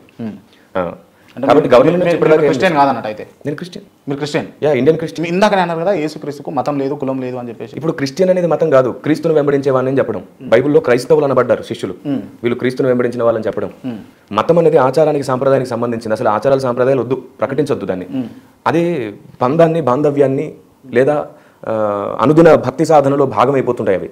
నేను దేవునికి మతానికి సంబంధం పెట్టొద్దు. రైట్. క్రైస్తవ్యంలో మిషనరీల పేరుతోటి వేల కోట్ల డబ్బులు, వందల కోట్ల డబ్బులు మీకు పాశ్చాత్య దేశాల నుంచి వస్తున్నాయి, మీరు పాశ్చాత్య దేశాలకు పంపుతున్నారు, మీరు ఎదుగుదల కోసం ఈ అమౌంట్ అంతా యూజ్ చేస్తున్నారు, అంతేనా? చూడండి, డొనేషన్స్ అనేవి ఎక్కడైనా ఏ సంస్థకైనా ఎవరైనా ఇస్తూ ఉంటారా? ఇట్లాంటి క్రైస్తవులు అందరికీ రావు. కొందరు డొనేషన్స్ తీసుకొని, ఇప్పుడు కేపాల్ గారు డొనేషన్స్తో ప్రపంచం అంతా చేశారు, అలా సేవ చేసే వాళ్ళు ఉన్నారు. దాంట్లో వాళ్ళ వ్యక్తిగత లాభము, లేకపోతే రాజకీయ పార్టీని బలోపేర్చడము, లేకపోతే రాజకీయ పార్టీలకు సపోర్ట్ చేసినట్టు చేయడం ఉన్నాయా లేవా? ఏ పాస్టర్ గురించి అడుగుతున్నా కూడా మీకు తెలుసు. సమాజంలో ఒక వ్యక్తి ఎదిగిన తర్వాత సమాజం అంతటికి న్యాయం చేయాలి, మేలు చేయాలనుకున్నప్పుడు రాజకీయాలను కూడా ప్రభావితం చేస్తాడు. అది బైబిల్లో ఉందా అట్లా చేయొచ్చు అని చెప్పి? బైబిల్లో ఉంది అని కాదు, మేలైనది ఏదో అది చేయమని బైబిల్ చెప్పింది.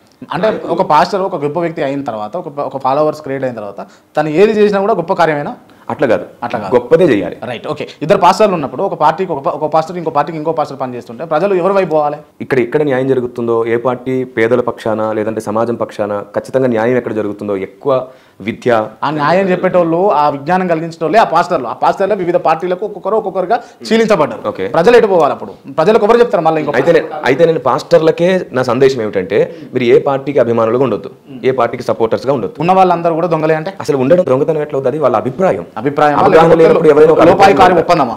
అంటే మా మిషనరీకి మా క్రైస్తవ్యానికి ఇంతమంది వస్తున్నారు, ఇంతమంది మేము ప్రభావితం చేసి చెప్పించగలుగుతాము.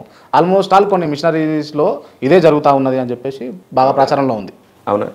వాస్తవానికి మీరు మాకేదో మేలు చేస్తే మా ఓట్లన్నీ మీకు పంపిస్తారని అన్నారు అంటే మాత్రం వాళ్ళు వెంటనే పశ్చాత్తాపడి మారుమనసు పొందాలి. మేలు కోసం ఓటు కాదు, సమాజ క్షేమం కోసమే ఓటు పడాలి. క్రైస్తవుడికి అభిమాన పార్టీ ఉండకూడదు అనేది నా నినాదం. Right, okay, right. అంటే నేను అసలు యాక్చువల్గా ఈ పాస్టర్లను ఇంటర్వ్యూ చేయడం కావచ్చు, దాని తర్వాత హిందూ మతానికి సంబంధించినటువంటి వ్యక్తులను ఇంటర్వ్యూ చేయడం కావచ్చు, వీళ్ళతో సహా చెప్పాలంటే కరుణాకర్ సుగుణ, రాధా మనోహర్ దాస్, లలిత్ కుమార్, మీ వరకు వస్తే మీరు విజయప్రసాద్ రెడ్డి గారు, లేకపోతే విజయ్ కుమార్ గారు, లేకపోతే జాన్ పాల్ గారు, చాలామంది ఇంటర్వ్యూలు జరిగినాయి. చాలామందిని ఇంటర్వ్యూలు చేయాలని చెప్పేసి కింద కామెంట్లలో కూడా వారి అభిమానులు, వారి ప్రకటనలు నమ్మే వాళ్ళు నమ్ముతూ చెప్తా ఉన్నారు. సో దీంట్లో విషయం ఏంటంటే, నేను ఈ ఇంటర్వ్యూలు టేకప్ చేసింది ఓన్లీ ఫర్ రీజన్, నిజం తెలుసుకోవడం కోసం. అండ్ ఇంకోటి ఏంటి అని అంటే, ఒక మనిషిని ప్రేమించగలగాలి, ఒక మనిషి ఇంకో మనిషిని గౌరవించగలగాలి, ఒక మనిషి ఇంకో మనిషి అభిప్రాయాలను గౌరవించగలగాలి, తనకు తాను రక్షింపబడే ఒక సైన్యాన్ని తయారు చేసుకోవాలి మనుషులే. ఎందుకు ఈ అంశం చెప్తా ఉన్నానంటే, ఫ్లడ్స్ వచ్చినాయి అన్న, చాలామంది మీరు యేసుక్రీస్తుని నమ్ముతున్నారు, ఇంకొకరు నమ్ముతా ఉన్నారు. ఒక వ్యక్తిని నిన్న చూసిన, ఒక 30 మందిని కాపాడడం కోసం తన వృత్తిరీత్యా తన కొనుక్కున్నటువంటి జేసీబీ పెట్టి తను ఆపి ఆ 30 మందిని కాపాడిండు. దాదాపు అది 30 లక్షలు ఖరీదు అవుతుంది. ఇప్పుడు 80,000 లక్షల రూపాయల పని కూడా పెట్టిందట. సో అటువంటి వ్యక్తులను మనం కాపాడుకోవాలి, తయారు చేయాలి. రైట్. దీంట్లో ఎవరి మనసు నొప్పించడం కోసం కాదు, ఎవరిని కించపరచడం కోసం కాదు, ఎవరిని ఇబ్బంది పెట్టడం కోసం కాదు. ఫైనల్గా నేను చెప్పాలనుకున్నది కూడా అదే. ఏంటంటే, ఎవరి ఇష్ట దైవాలను నమ్ముతున్నా సరే, దయచేసి దేవుడు ఒక్కడే ఉన్నాడు. ఇది ద్వేషంతో దొరకడు, ఆయన పరిశోధనతోనే దొరుకుతాడు. ఆయన తప్పు ఈయన తప్పు, ఆయనలో ఉన్న ఇవన్నీ పక్కన పెట్టేసేయండి. పురాణాలు, బైబిల్లో ఉన్న లోట్లు పాటలు అని తీసి పక్కన పెట్టేయండి. ఫస్ట్ దేవుడు ఒక్కడే అని తెలుసుకోండి. ఆ ఒక్కడేలో తెలుసుకోవడానికి ప్రయత్నాలు చేయండి. ఇది ప్రేమతోనే దేవుడు దొరుకుతాడు. ప్రేమ లేకుండా ద్వేషాలతో ఎప్పుడు దేవుడు దొరకడు. ఇదంతా ఇంకొకరు లాభపడడం తప్ప ఏ ప్రయోజనం ఉండదు. వివాదాలు, గొడవలు, కక్షలు. ఎన్ని చర్చ స్కూల్ చేశారు, ఎంతమంది పాస్టర్లను కొట్టేశారు. ఒరిస్సాలో అయితే గ్రాండ్ స్టైన్స్ గారిని చంపేశారు. ఇదెక్కడి ధర్మం, ఇదెక్కడి వైరాగ్యం, ఇదెక్కడి భక్తి సాధన. కాబట్టి ఒకరినొకరు హింసించుకోవద్దు. సరే, జరిగినవి విడిచిపెట్టేద్దాం, జరిగినవి వదిలేసేద్దాం. దేశాల మీదకి దేశాలు, మనుషులు తమ స్వలాభం కోసం లేచారు కానీ మతాల కోసం కాదు. మతాలను అడ్డుపెట్టుకుని లాభపడుతున్న వాళ్ళని గురించి మాట్లాడి మతాల్లో ఉండి యథార్థవంతుల్ని మనం దూషించడం రాంగ్ అంటాను నేను. సో మీరు అడిగిన మొదటి నుంచి ఇప్పటిదాకా చెప్తూ వస్తున్నాను, ఆయన ఒక్కడే, ఆయన పేరు నజరేయుడైన యేసు. నేను తెలుసుకున్నాను, మీరందరూ తెలుసుకోండి. ఇది మీ నమ్మకం? యా, అంతే కదా. ఇదే సత్యం. ఇది మీ నమ్మకం? నేను నమ్మిన సత్యం, ప్రపంచంలో ఉన్న సత్యం, ప్రపంచంలో తెలుసుకోవాల్సిన సత్యం. ఓకే, ఎస్, అందరూ తెలుసుకోవాల్సిన సత్యం. అందుకు నేను ఒక అద్భుతమైన ప్రస్తావన చేస్తాను. ఉందో లేదో మీరే చూసుకోండి. ఆజమేధ యజ్ఞం అనే ఒక యజ్ఞం ఉంది మన వేదాల్లో. దాని విధానం ఏమిటి? ఒక గొర్రెను కానీ మేకను కానీ తీసుకొని పట్టు వస్త్రాలు వేసి దాన్ని కొరడాలతో కొట్టి హింసించి దాని తలకు ముళ్ళు చుట్టి నోట్లో చేదుపోసి వస్త్రాలు ఊడుబెరికి చీట్లు వేసి పంచుకొని దాన్ని చెక్కబలపైన వేలాడదీసి సాయంకాలం వరకు అది చనిపోతే, తిరిగి బ్రతకపోతే, చనిపోయిన దాన్ని మళ్ళీ చంపిన వాళ్ళు కాల్చుకొని తినాలి. ఇది ఒక నియమం ఉండేది. అది కొన్ని వేల లక్షల మేకల గొర్రెలు చంపిన ఒక గొర్రె బ్రతకలేదు, కానీ ఒకే ఒక గొర్రె బ్రతికింది. ఇదిగో లోక పాపముల మోసుకొని పోవు దేవుని గొర్రెపిల్ల అని పిలువబడిన క్రీస్తు. అంటే భారతదేశానికి కూడా సువార్తను తెలియజేసే ఆనాటి పెద్దల పద్ధతులు ఉన్నాయి కొన్ని. నేను అదే అంటాను ఏమిటంటే, సృష్టిని చేసిన వాడిని అందరూ గుర్తించడానికి సృష్టి మొత్తంలో గుర్తులు ఉన్నాయి. దాని పేరే నేను పెట్టానంటే ప్రపంచమంతటా దేవుని ముద్ర. ఆయన పేరు నజరేయుడైన యేసు. 2000 సంవత్సరాల ముందు వచ్చినాడు దేవుడు ఎట్లా అయ్యాడని అంటున్నారు వీళ్ళు. నేను అంటున్నానంటే కాదు, దేవుడు ఉండి వస్తాడు, వచ్చినాక ఉండడం కాదు. ఉన్నవాడే తర్వాత కాలక్రమేపీ వచ్చాడు న్యాయం ధర్మం సమస్తాన్ని నేర్పడానికి. చూసే చూపు, గ్రహించే మనసు ఉంటే అర్థమైపోతుంది. ఓకే, ఖచ్చితంగా అర్థమైపోతుంది. నేను మళ్ళీ చెప్తున్నాను, ఎవరు ఏ విద్వేషాలకు వెళ్ళొద్దు, ఏ మత ప్రస్తావన ఎత్తద్దు, ఏ ఆచారాల ప్రస్తావన ఎత్తద్దు. ఆ ఒక్క దేవుడు ఎవరు తెలుసుకోవడానికి ప్రేమ చాలు. ఒకరినొకరు రెస్పెక్ట్ చేసుకోకుండా ఎప్పుడు సత్యం ధర్మం వెళ్ళదు. నన్ను అడిగారు మీరు ఒకసారి, రాధా మనోహర్ దాస్ గారితో పాటు మీరు కూర్చొని చర్చిస్తారా అని. నేను ఇప్పుడు ఏమంటున్నానంటే, సంస్కారయుతంగా నిజంగా మనసులో ఎదుటివాడిని కూడా ప్రేమించి గౌరవించే వాళ్ళు ఎవరో, తొందరపడి మాట్లాడిన వాళ్ళు ఎవరో, అందరినీ రెస్పెక్ట్ చేసే వివేకవంతులు ఎవరో, వాళ్ళతో నేను ఖచ్చితంగా కూర్చుంటాను. కానీ రాధా మనోహర్ దాస్ గారు అనే అంశం ఏంటంటే, మీ పేరు కిరణ్ అయి ఉండకూడదు, బై బర్త్ మీరు క్రిస్టియన్ అయి ఉండాలి. అసలు సృష్టికర్త అయిన దేవుని తెలుసుకోవాలని మాట్లాడుతున్నాను నేను. అవసరం లేని పేర్ల గురించి నేను మాట్లాడుతున్నాను. ఎలా సెట్ అవుతుందండి? నేను అంటాను, మీరు ఆర్యులు అయితేనే హైందవ్యం గురించి మాట్లాడండి మరి రాధా మనోహర్ దాస్ గారు. లేకపోతే మీరు ఆర్యులు అంటే ఎవరు? మన దేశంలో హైందవ్యం మొత్తం ఆర్యులదే కదా. బ్రాహ్మణులు కదా, బ్రాహ్మణులు ఆర్యులు అందులోంచి వచ్చిన ప్రస్తావనేనండి. మీరు వేదాల్లో స్టార్టింగ్లోనే వేద వివరణ చూస్తే మీకు అర్థమైపోతుంది. అంటే బ్రాహ్మణుల మీరు అనేది బ్రాహ్మణులు అంటున్నా, మీరు ఆర్యులు అంటున్నారు. ఆర్యులు ఎవరు, బ్రాహ్మణులు ఎవరు అని అడుగుతున్నా ప్రశ్న. చూడండి, ఆర్యులలో నుండే బ్రాహ్మణుల ప్రస్తావన ఉంది, తర్వాత వైశ్యుల ప్రస్తావన ఉంది, భుజాలు, ఉదరము, తల, ఈ బ్రహ్మతల, బ్రహ్మ ఉదరం, ఇదంతా ప్రస్తావన. జస్ట్ అది పోలిక. నిజంగా బ్రహ్మ కడుపులోంచి వచ్చిన వాళ్ళు కాదు, బ్రహ్మ తలలోంచి వచ్చిన వాళ్ళు కాదు, భుజాల్లోంచి వచ్చిన వాళ్ళు కాదు, క్షత్రియుల ప్రస్తావన ఎత్తిన భుజాల్లోంచి వచ్చిన వాళ్ళు కాదు. జస్ట్ ఒక పోలిక ప్రస్తావన ఎత్తుతూ వచ్చారు, అంతవరకే. తల అంటే బ్రాహ్మణుడు జ్ఞానాన్ని బోధిస్తుంటారు కాబట్టి తల అనే ప్రస్తావన తీసుకొచ్చారు. నేను ఇప్పుడు అదే చెప్తున్నాను, మీరు నిజంగా మీ తాతల ఆర్యులే అనే ఒక నిరూపణ ఉంటే మీరు రండి మాట్లాడండి అంటే ఎలా ఉంటుంది? ఇది తెగది. ఇది నేనేమంటానంటే ఇలాంటి వివాదాలే వద్దు. నువ్వు క్రిస్టియన్, మీ తాతల క్రిస్టియన్స్ అయితేనే మాట్లాడండి అంటే, అసలు ఈ భూమి మీద ఎవరు ఫస్ట్ నుంచి క్రిస్టియన్స్ ఉన్నారు, ఎవరు ఫస్ట్ నుంచి హిందువులు ఉన్నారు? ఒకప్పుడు ఈ భూమి మొత్తం ఒక దగ్గర ఏకఖండంగా ఉంది. మన భారతదేశం ఆఫ్రికా ఖండంగా ఆనుకొని ఉండేది, అంతే కదా. మరి భారతదేశం ఆఫ్రికా ఖండానికి ఆనుకొని ఉన్నప్పుడు ఇక్కడున్న దేవుడు మరి అక్కడ ఎందుకు లేడు ఆఫ్రికాలో? ఎందుకు ఇప్పుడు ఈ పేర్లను అక్కడ లేవు? కాబట్టి కొంతమంది విదేశాలలో కృష్ణుని పూజిస్తలేరా? ఇప్పుడు ఇక్కడ నుంచి ఇస్కాన్ వాళ్ళు అక్కడ ప్రచారం చేసినప్పుడు జరుగుతుంది. నేను అదే చెప్తున్నాను ఏమిటంటే, దేవుణ్ణి పరిచయం చేసే ప్రయత్నం చేయండి, విద్వేషాలను కాదు. కిరణ్ పాల్ గారు, క్రైస్తవ్యంలో చాలామంది క్రైస్తవులను ఇబ్బంది పెడుతున్న వాళ్ళు ఉన్నారు, నమ్మించి మోసం చేస్తున్న వాళ్ళు ఉన్నారు, చాలా రకాలుగా ఇబ్బంది పెడుతున్నారు. వాళ్ళకి కావచ్చు, మీరు ఇంకేమైనా చెప్పాలనుకుంటే ఇది చూస్తున్నటువంటి ప్రజలకు ఏం చెప్తారు? సమాజం అంతటికి ఒకటే చెప్తున్నాను, మనమందరం ఒక తల్లి పిల్లలమే, ఒకే దేశంలో పుట్టాం, భారతదేశం మన మాతృభూమి అని ప్రతిజ్ఞ పూనాం. కాబట్టి ఏదైనా ఒక విషయం స్పష్టంగా అర్థం చేసుకునేంత వరకు బయటికి మాట్లాడకండి. అపార్థం చేసుకుని నోటికి వచ్చిందంతా మనం ఏదైనా మాట్లాడవచ్చు. కానీ దయచేసి చెప్తున్నాను, ఒకసారి నోటి నుంచి మాట బయటికి వెళ్ళిన తర్వాత దేన్ని మార్చుకోలేం. మీకు అర్థమైంది మాట్లాడకండి, ఇటువైపు ఉన్న వాళ్ళు చెప్పింది అర్థం చేసుకోవడానికి ప్రయత్నించండి. వివాదం చల్లారడం చాలా ముఖ్యం. మనకు నోటికి వచ్చింది గట్టిగా బల్లగుద్ది చెప్పడం కంటే కూడా ఉద్దేశాన్ని సరిగ్గా ప్రజలకు అర్థమయ్యేటట్టు చెప్తే అందరం బాగుంటాం. ఒక్కడున్నాడని చెప్పే ప్రయత్నంలో అందరినీ బాధ పెట్టక్కర్లేదు. ఆ ఒక్కరిని అర్థమయ్యేటట్టు చేయడానికి కష్టపడదాం, ప్రయాసపడదాం. హైందవ సహోదరులు, ముస్లిం సహోదరులు, క్రైస్తవ సహోదరులు అందరూ ప్రేమతో చర్చిస్తేనే ఏదైనా జరుగుతుంది. ఈ ప్రేమ కోసమే, సమాజ నిర్మాణం కోసమే ఈ ఇంటర్వ్యూ లాంటివి జరుగుతున్నాయి, ఈ ప్రయత్నాలు లాంటివి జరుగుతున్నాయి. నేను అదే అనుకుంటున్నాను. కొందరు ఇంటర్వ్యూ చేస్తున్నటువంటి క్రాంతి గారిని కూడా కొన్నిసార్లు అపార్థం చేసుకోవచ్చు. అటువైపు ఉన్నావా, ఇటువైపు ఉన్నావా, ఎటువైపు ఉన్నావు అని. ధర్మం ఎటువైపు ఉంటే, మేలు ఎటువైపు ఉంటే, న్యాయం ఎటువైపు ఉంటే మనిషి అటువైపే ఉంటాడు. సో మతాల వైపు కాదు, అందరి ద్వారా సమాజానికి మేలు జరగాలనేవాడే జర్నలిస్ట్. కాబట్టి న్యాయంని ప్రజలకు అందించే వ్యక్తి ఎప్పుడు కూడా న్యాయాన్ని ప్రకటించే ప్రయత్నం చేసినప్పుడు ఎక్కడ చల్లార్చకూడదు. సమాజం అంతా ఒకరినొకరు వెనక్కి లాక్కుంటున్నారు. ఎంతకాలం బ్రతుకుతాం మనం, రేపు ఉంటామో లేదో తెలియదు కదా. ఇంకా చాలు ఈ వివాదానికి తెరదించి దేవుని వెతకడానికి ప్రేమ కావాలి. ఆచారాలు, సాంప్రదాయాలు, పేర్లు, గొడవలు ఇవన్నీ పక్కన పెట్టేసేయండి. దేశాల మీద జరిగిన యుద్ధాలు, గత చరిత్ర ఇదంతా పక్కన పెట్టేసేయండి. మనుషులు తమ స్వలాభం కోసం చేసిందే, ఎప్పుడు దేవుడు చేయమని చెప్పింది కాదు. దేవుడు ఏదైనా ఒకటి చెబితే దానికి ఖచ్చితమైన కారణం ఉండింది. ఆ కారణాన్ని కూడా తెలుసుకుందాం. నిలదీస్తూ పోతే అందరినీ నిలదీసుకోవాలి. ఎందుకంటే ఈ సృష్టిలో లోపం ఉంది, దేవునిలో లోపం లేదు. ఈ లోపాన్ని సవరించడానికి దేవుడు మనకు జ్ఞానం ఇస్తున్నాడు. లోపాన్ని సవరించేవాడు దేవునితో సదాకాలం ఉంటాడు. సో మీ అందరినీ నేను బ్రతిమాలుతున్నాను, ఎవరెవరిని అపార్థం చేసుకోకండి. నోటికి వచ్చింది, తెలిసింది అధిక నీతిమంతులై ఓవర్గా మాట్లాడే ప్రయత్నం కూడా ఎవరు చేయకండి. మన వల్ల సమాజానికి మేలే జరగాలి కానీ కీడు జరగకూడదు. ఇదిగో ఈ వేదికపై ఆ ఒక్క దేవుడు ఎవరో ప్రకటించడానికి నేను వచ్చినప్పుడు నాకు ప్రేమ దొరికింది, ఆప్యాయత దొరికింది, సత్యం చెప్పే స్వేచ్ఛ దొరికింది. అలాగే సమాజం అంతా కూడా తప్పకుండా సత్యం ఏదో అందరికీ అర్థం అవ్వడానికి అవకాశాలు దొరకాలి. అందరూ బాగుండాలి, అందరూ కలిసి ఉండాలి. దేవుళ్ళ పేరట, దేశాల పేరట, మతాల పేరట కొట్టుకునే సాంప్రదాయం తొలగిపోయి ప్రేమగా మాట్లాడుకుని సత్యం తెలుసుకునే రోజులు రావాలి. అందుకు ఏ వివాదాలు కారణం కాకూడదు, ఉదాహరణలు కాకూడదు. అందరూ బాగుండాలి. సర్వే జన సుఖినో భవంతు అనే దేశం నేర్పించింది, అందరి కోసం ప్రార్థించమని బైబిల్ నేర్పించింది. ఇదే సంస్కారంతో అందరికీ దైవదేవుల దేవుడు మీ అందరికీ తోడేండును కాక. Thank you. మొత్తానికి మరో ఇంటర్వ్యూతో మళ్ళీ కలుద్దాం కిరణ్ పాల్ గారు. Thank you so much. Thank you.